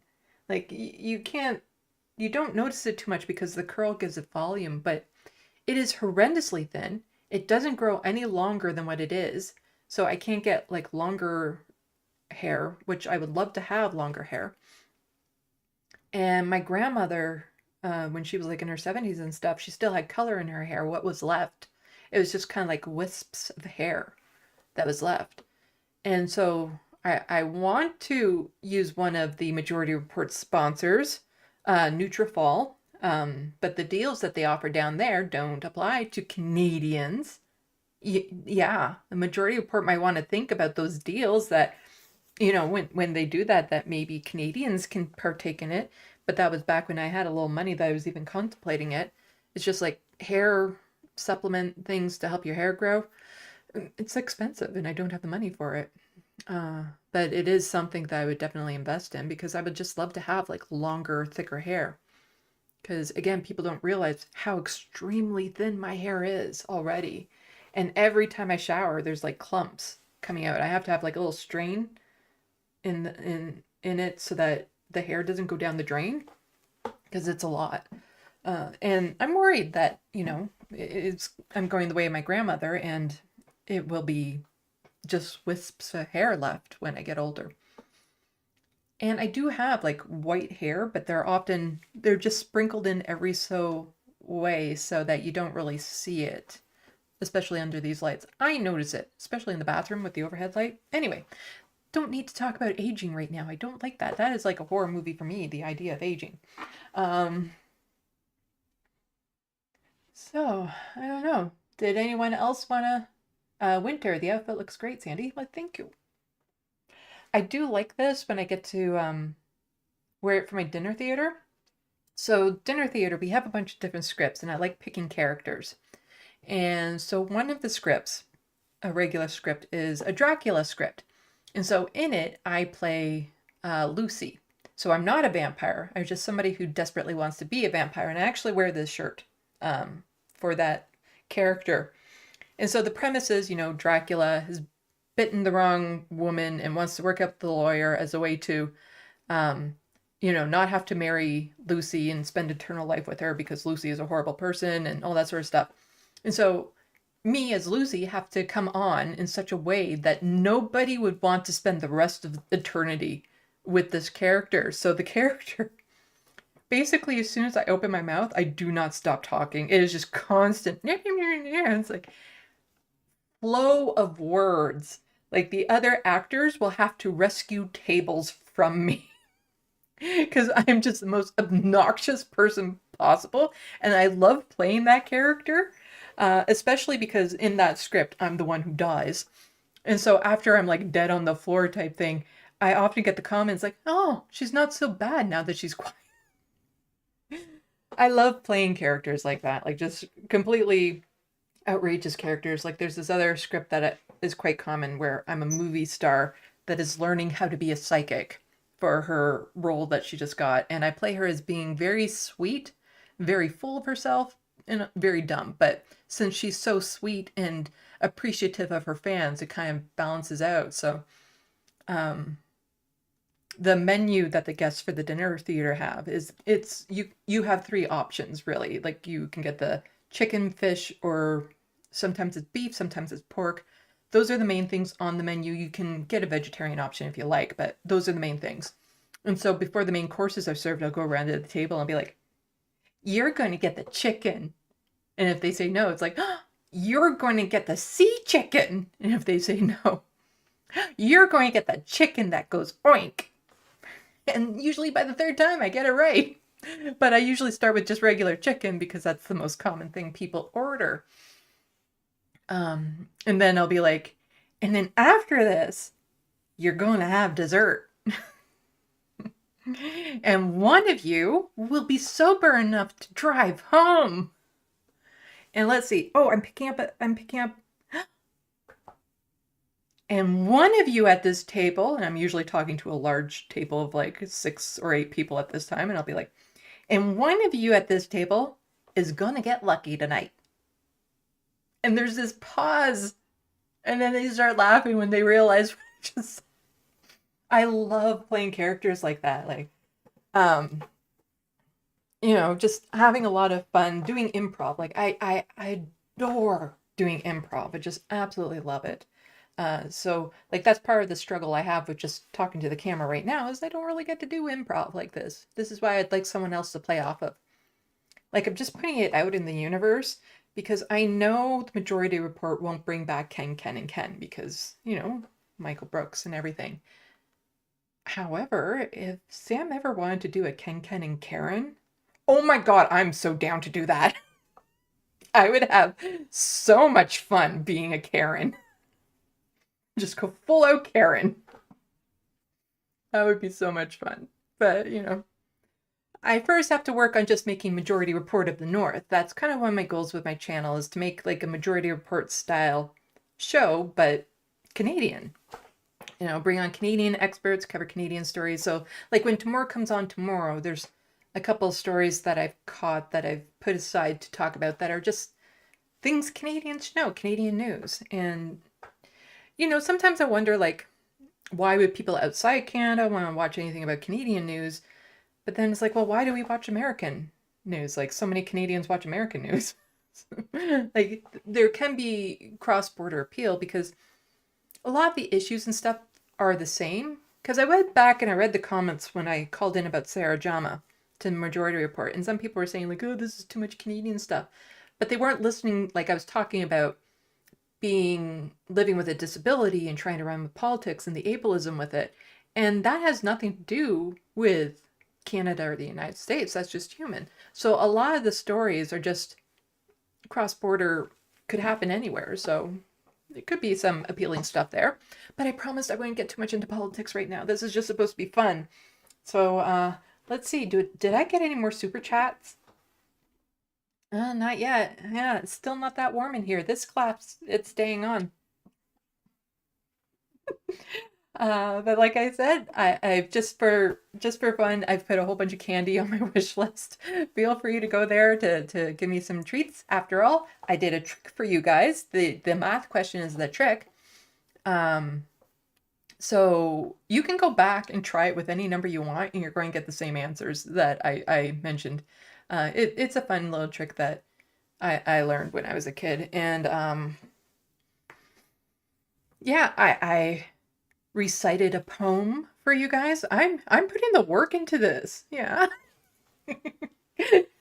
Just want to have fun. I was hoping that maybe I could get this set up so that I could bring on other people, but when I have guests on, it's a different setup on my OBS.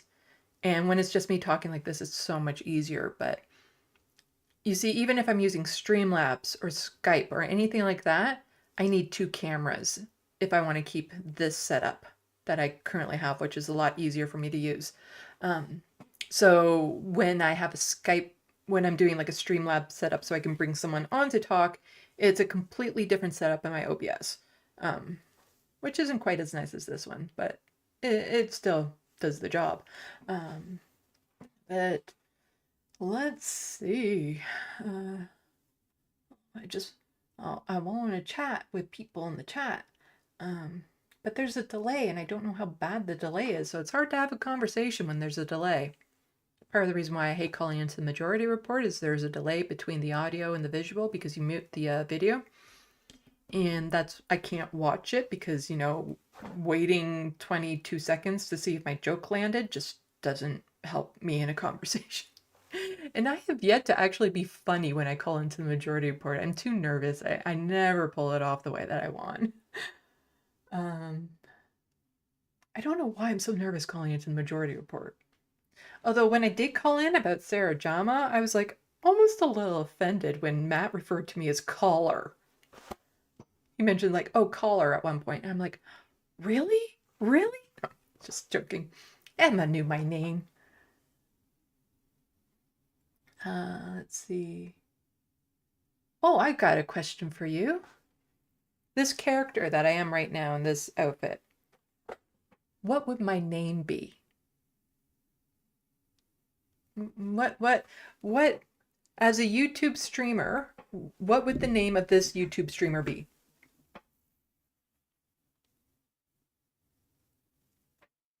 Got my ring, stuff. What is my name?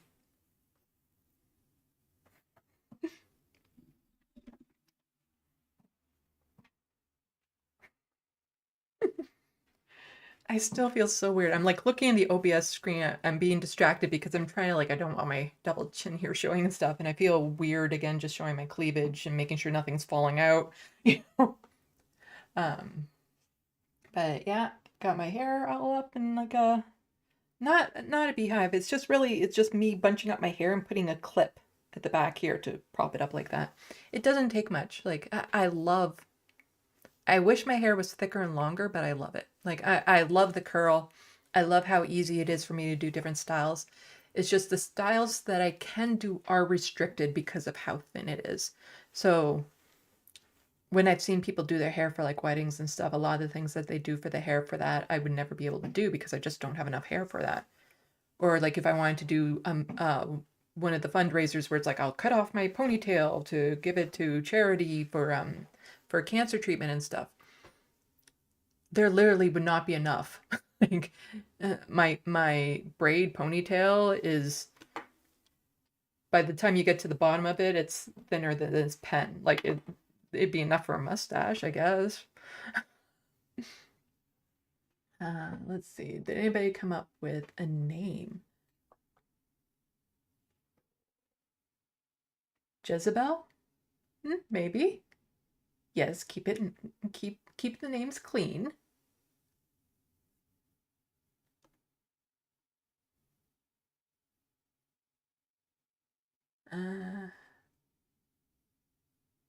My dog Zergoth says I can't even call into the letter hack, so I understand. I'm a lot more casual with the letter hack. I'm not so nervous about that one. Because I know a lot of people in the audience and him and I have had like conversations off camera too, you know, talking a lot about starting up our channels and whatnot. So like if I were to have conversations with the crew of the Majority Report off camera and kind of get a better feeling of their vibe and stuff of that sort, and for them to kind of learn more about my tone and my humor, I'd have a lot easier time calling in. But that's probably not going to happen. So because yeah, sure, I'd love to have the Majority Report of the North, but they're a bit busy with their channel and everything.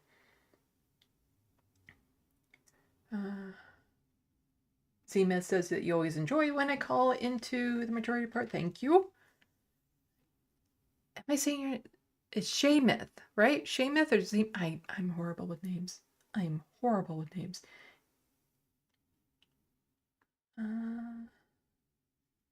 Elvora. Not Lots 2 said. Elvora? Maybe. My grandmother had I think for Elvira, and Desmond. She imagined having to escape the nursing home she was in. She would fantasize about having a goat farm, which a lot of people might be like, ha ha ha. But no, she loved animals. Goats are very intelligent animals. And so she would have names and stuff for the goats. And so one of the goats was named Elvira. But then there was also Esmeralda and Desmond, which were just really nice names. Esmeralda, Desmond. But the main goat that she kind of thought of was Elvira. And I actually got her a stuffed goat, like a really good quality one from like the World Wildlife Fund, and gave that to her in the nursing home, and she would carry it around with her all the time. And I got a name tag, like a pet name tag for it with Elvira on the goat. And so the nice thing about it being such a good quality stuffed animal is I still have it, you know, after she passed away. It's something that I can remember her by. But a lot of people would like mock her because of this idea of having a goat farm. I was like one of the only people that kind of embraced it. You know, it was just, there was no way for her to escape that home and the monotony and the boredom. And so it's kind of like when I go off on my walks and just the worlds that you can build in your head. And it's like you escape from here just for a little bit. And, you know, it was her release. And so why not indulge her? And so one time when I had a little extra money, I was actually able to, because she was, she relied on a wheelchair. She couldn't even stand. They had to use like a crane to get her into the wheelchair. And so one time I was able to get some extra money, and the special cab needed for people with wheelchairs, and took her out of town to a farm. It was a farm animal rescue farm. So farm animals that were rescued, and there were a bunch of goats there. And so I took her there for the day to just relax, you know, like it wasn't a petting zoo or anything. Like this was a rescue. It wasn't meant to be like a zoo or anything, but the owners of the rescues were quite all right with me doing this for my grandmother. And so I was able to take her there, and she was able to see some of the goats and be around them and stuff. And it was just, I wish I could have done more of that for her. That would have been nice. Let's see.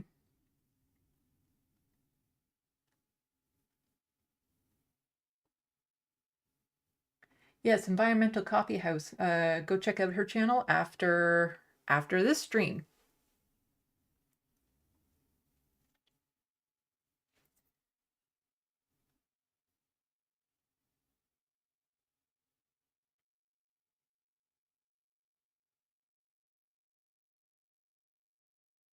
Looney Tunes, you said to switch over to a different stream. I think you put a Majority Report stream instead of Sandee's stream. Oh, you got it. Okay. I should show the picture sometime. I don't think I have it. Do I have it here? Let's see. Oh, I do. Okay. It's not a great picture. It's quite small, but that was me handing her the goat.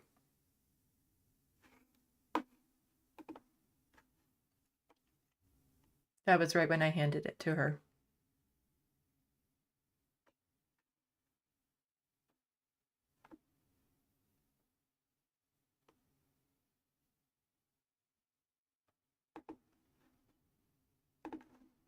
Yeah, we got very close in the last few years of her life. And so I still have the goat with the pet name tag on it. Oh. Let's see. Did any more super chats sneak in? Nope. I guess this class stays on. I don't know. I don't make the rules. Well, I do, but you know. I feel like I've done all this effort to put this outfit on. I want to be in it longer, but you know, we've talked about a whole bunch about horror movies and stuff. Like I said, after this, if you want a really good scare, check out the short YouTube movie called Curve. It's linked below. So good. And also watch all of Aamon Hawk's videos. Can't say enough good stuff about his videos. Like, just even the texture, or the one that I was looking for about the Amazon warehouse. There's a lot of like subtle changes that happen. And to me, sometimes those are creepier than like the big changes, because it's like you're aware of something happening, but you can't quite figure it out. And then all of a sudden it just kind of hits you as to what happened. And yeah. But yeah, just such great work. I've invited him to come on to my show again sometime now that I'm doing live streams. I don't know. I'd love to, if you guys know other people who might be who do live streams who might be interested in coming on my show, please let me know. I've reached out to a few people, but they often get so much attention and messages and stuff. It's hard for them to, filter through all of them for me. But there's a couple people that specifically I want to get on. Well, I want to get Sam Cedar on again. There's something very specific I want to talk to him about. Well, that's the thing. When I invite people on, there's usually like a very specific topic I want to talk about. Like Mike from the Humanist Report, there's a very specific topic I want to talk to him about. Actually tell him what pissed me off about him when I first saw his first video. It's actually a true story. It's a good thing I got over it because his channel is great and he does great stuff. But yeah, there's like something specific I want to talk to him about. There's something specific I want to talk to Sam Cedar about. There's something specific I want to talk to Matt Binder about, and Matt Binder said that he would go on my show like ages and ages ago. And then when I would follow up, I just get nothing. He's ignoring me.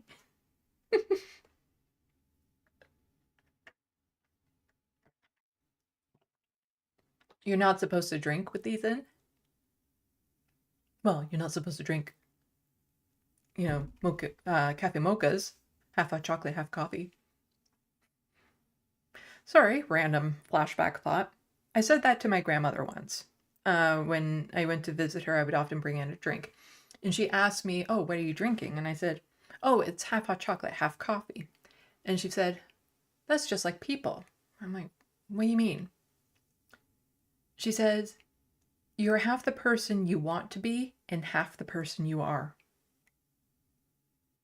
And at first, like my first way I took that was to think, yeah, there's so much I want to be. Maybe I should work harder, and make it so that I'm fully the person that I want to be, and work at that and do all these things. But then one day it really kind of settled into me that it's not about becoming the person you want to be. It's about embracing the person you are and to fully accept who you are.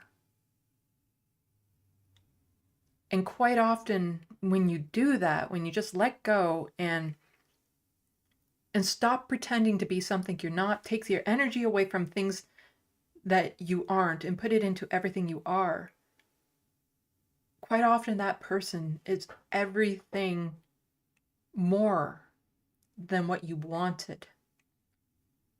And it's so much easier because you're not lying to yourself.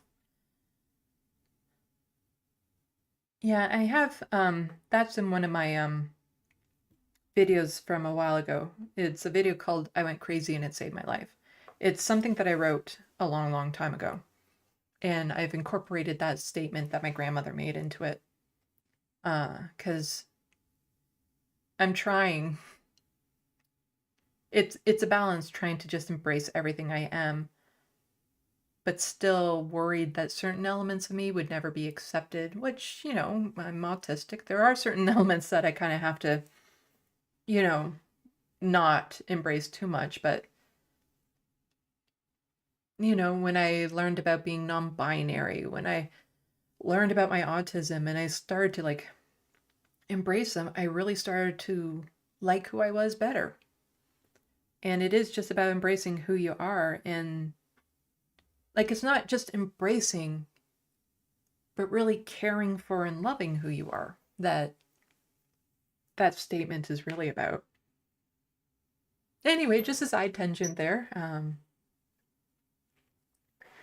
Yeah. Let's see.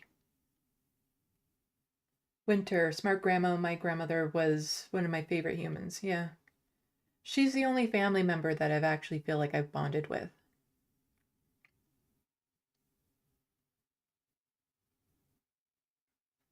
Soul life, but what about what you aspire to be?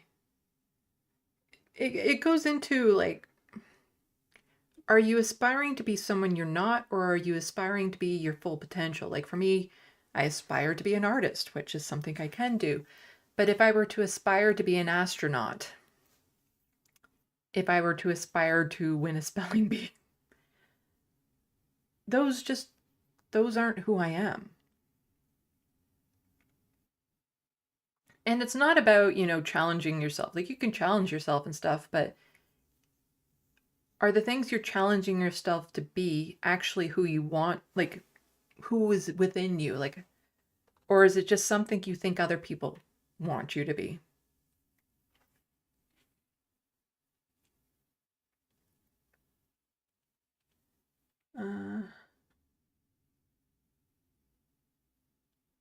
Let's see.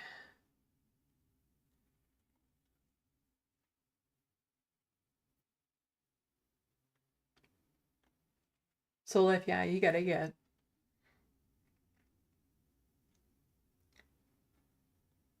Brenda, I love spell check. My spelling is so bad that the spell check in Word, and I have a plugin for my Google Chrome. What is it called? It's called Pro Writing Aid. My spelling is so bad that quite often they have no clue what I'm talking about. Like, they can't find the correct word that I'm trying to type out. And so Google, actually, if I try Googling the word that I'm wanting to spell, does a far better job trying to figure out what I'm trying to say. But quite often I've had to go to like the thesaurus in Word to find similar words to what I want in order to finally find how to spell it correctly. And that's why it can take me such a long time. And part of the reason why, if the chat is too fast, like the chat for like Majority Report or something like that, it's going by too fast. It can take me a while because I have to search up words because there's so many words that I don't know how to spell. And so I have to like sit on my phone and Google it while I'm trying to type it into the computer and stuff like that. So yeah, it can take me a while to just do a regular chat.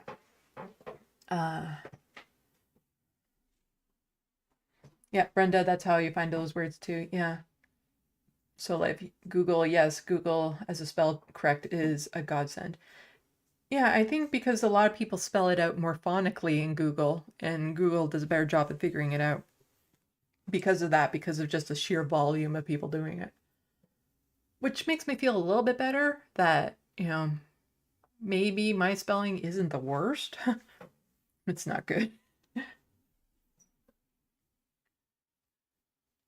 My dogs are goth. My phone can't seem to guess anything I'm spelling. Yeah. Huh. Okay. Well, I'm done trying to talk. Well, we've been at it for 2 hours, so that's pretty good for kind of like an impromptu live stream talking about horror movies and things of that sort. I hope everyone enjoyed themselves.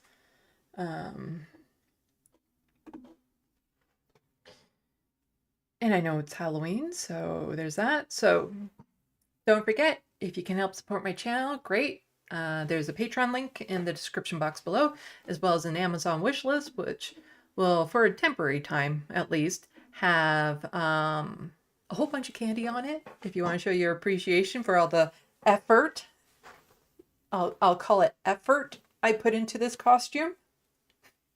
A sweet treat for the effort. Do people do that? Like, do they really kind of, oh, here, I don't know, buy me stuff because I have cleavage. I don't know. Do people do that? I feel so weird trying to use sex appeal to sell things, you know. So yeah, here is my website for my art. Actually, I can do this, can't I? That's no, not yet. Let's go back to.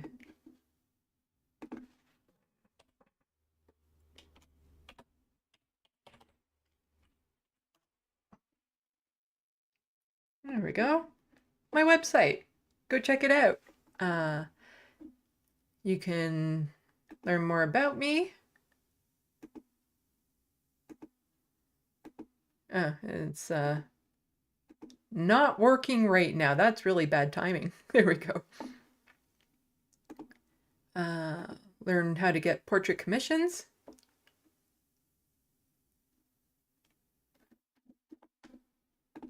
Look at the gallery.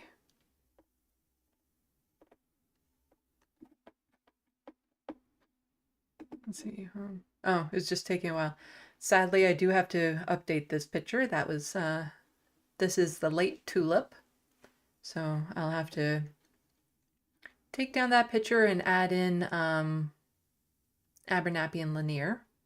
Also on my webpage, if you donate towards a portrait for somebody living with poverty, so you can just donate, and anyone who sends me money through PayPal, which is linked below, and as an e-transfer, if you're Canadian, to sandeelovas@gmail.com. Anyone who donates money that way, it will go towards a portrait to somebody who's living in poverty. So as soon as I make enough to cover the cost of a portrait, I'll put a random call to somebody living with poverty, and they will get a portrait done at no cost to them. It's just a very small way I can think of giving back, because as someone who lives with poverty, I know what it's like to want to have this beautiful art and can't afford it. But yeah, all these art prints are available for sale. All of them will have original signatures on them. So that's how you will know that they are from me. And they print out on an 11 by 14 picture. The image themselves are usually just under a 9 by 12, except for like this one is much larger. That's why it costs a lot more. Same with this one is larger. But most of them were done on like a 9 by 12 canvas, and they print off on 11 by 14s. So yeah, go check out my art, and if you can, just even share it to people you think might be interested in getting a portrait of a pet or a person. So far, my only customer has been my mom. You can follow me on these social medias here, all linked below. And yeah, if you want to email me about my art, you email the sandeelovas@gmail. If you want to email me about Left of the Box, email that one. I'm trying to keep that separate. Getting so fancy with this, huh? Okay, I think I'm just stalling now. I still don't know how to end a live stream. The anti-corporatist fun fact: Steven Seagal movies were actually a mafia money laundering scheme. Laugh my ass off. Would not surprise me. I've heard some interesting things about that. Yes, shout out to the mods. Thank you everyone for modding. Hopefully it's not too much trouble right now. After this, I'm going to unwind by watching Renfield. There's also on Disney Plus, there's a short horror movie that they have that's kind of fun too. And I think they just released it in color, so I'll probably watch that as well. And yeah, so tune in tomorrow at 7 p.m. Eastern. Tomorrow we'll be on, and we'll be talking about Sarah Jama and updates with her story, as well as a few other stories that are Canadian news. And I get to use my fun little Canadian news throw too with it. Yeah, I feel like just running around the neighborhood like this right now. You know, all this effort to put into this outfit, I just want to enjoy it a little bit more. Maybe try to take more pictures. I think I'm always worried. Like, I take 1,000 pictures when I do stuff like this, because I'm always worried that there won't be any good ones. I'm a photographer. It's normal. But no, I think some of these will work out. I'm just going to touch them up in Photoshop, you know, make the lighting a little bit more dramatic or something before I post them online. So expect them up in a few days or so. I'm also just hoping to work on some artwork over the next little while. Take a break. November is, generally speaking, a rough month for me. Not because of the seasonal depression, which most people feel because of the longer nights and all. That actually works in my benefit. The cold and the longer nights make me feel more energized, which is, I don't know, it's a thing. It's always been a thing. There's a couple of anniversaries in November that are hard on me. So this year in particular, it's going to be a rough month. So I might just shut off a little bit to do artwork. But I still plan on getting the video out for the Million March for Children. I don't know if I'm going to live stream me covering Anna Kasparian at PBD. I know Lance from the Surfs just covered the same part that I'm going to cover, but I feel like that there's enough difference in what I will say versus what he says, because that's always my fear, that some of the other commentators will say pretty much the exact same thing as me. So I always hope to add like at least a different perspective and a different angle, and I think there's enough of it there that I can still do my video about it. Okay.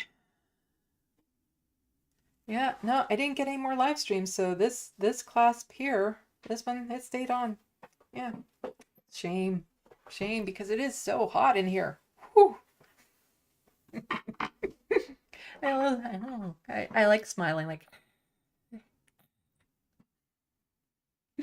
just making funny faces into the camera now.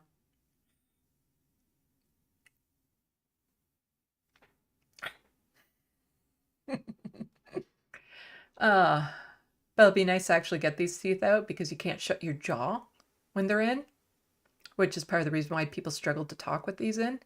Plus, you can't eat. Like it has a warning, don't eat with these teeth in because you might swallow it. And it's like, how do people eat with them in? Because you can't actually close your teeth all the way.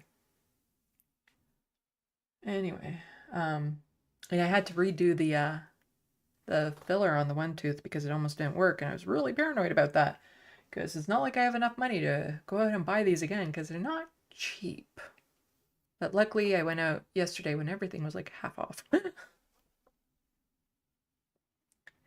Okay. I will try to go back and check out the chat and see if there's any other good horror movies that I should be checking out. So,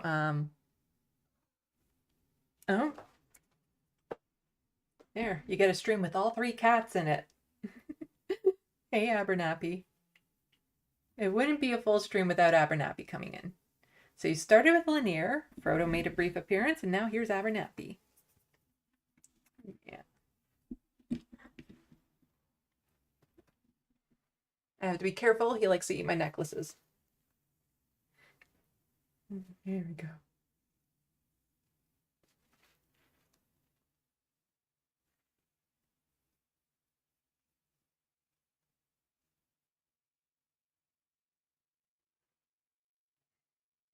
Lanier is going to the vet on Friday to get his little snippy snip done.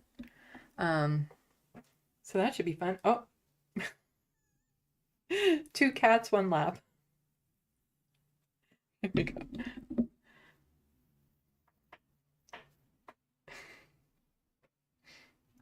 They're both down here.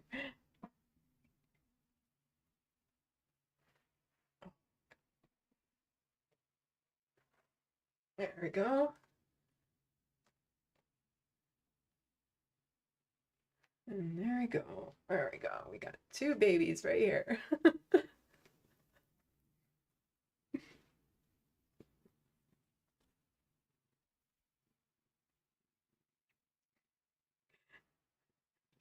These 2 are great. Yeah, they're great.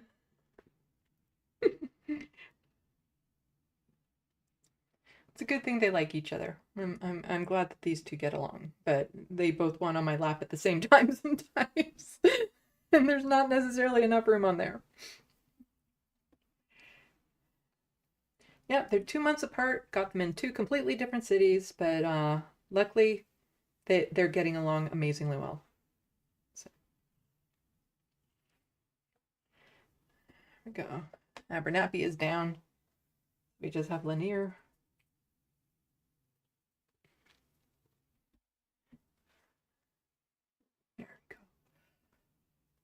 This one is going to the vet on Friday.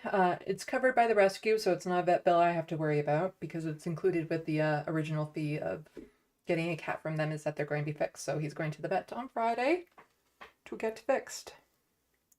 So this adorable little guy will never have to have little adorable little babies.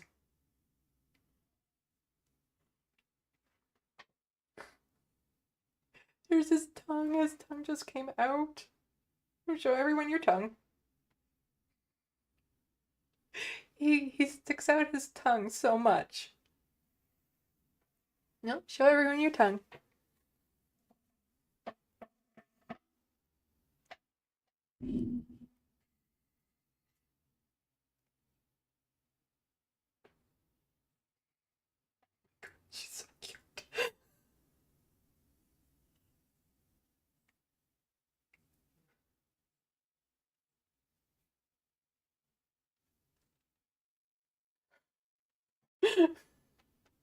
He is so cute.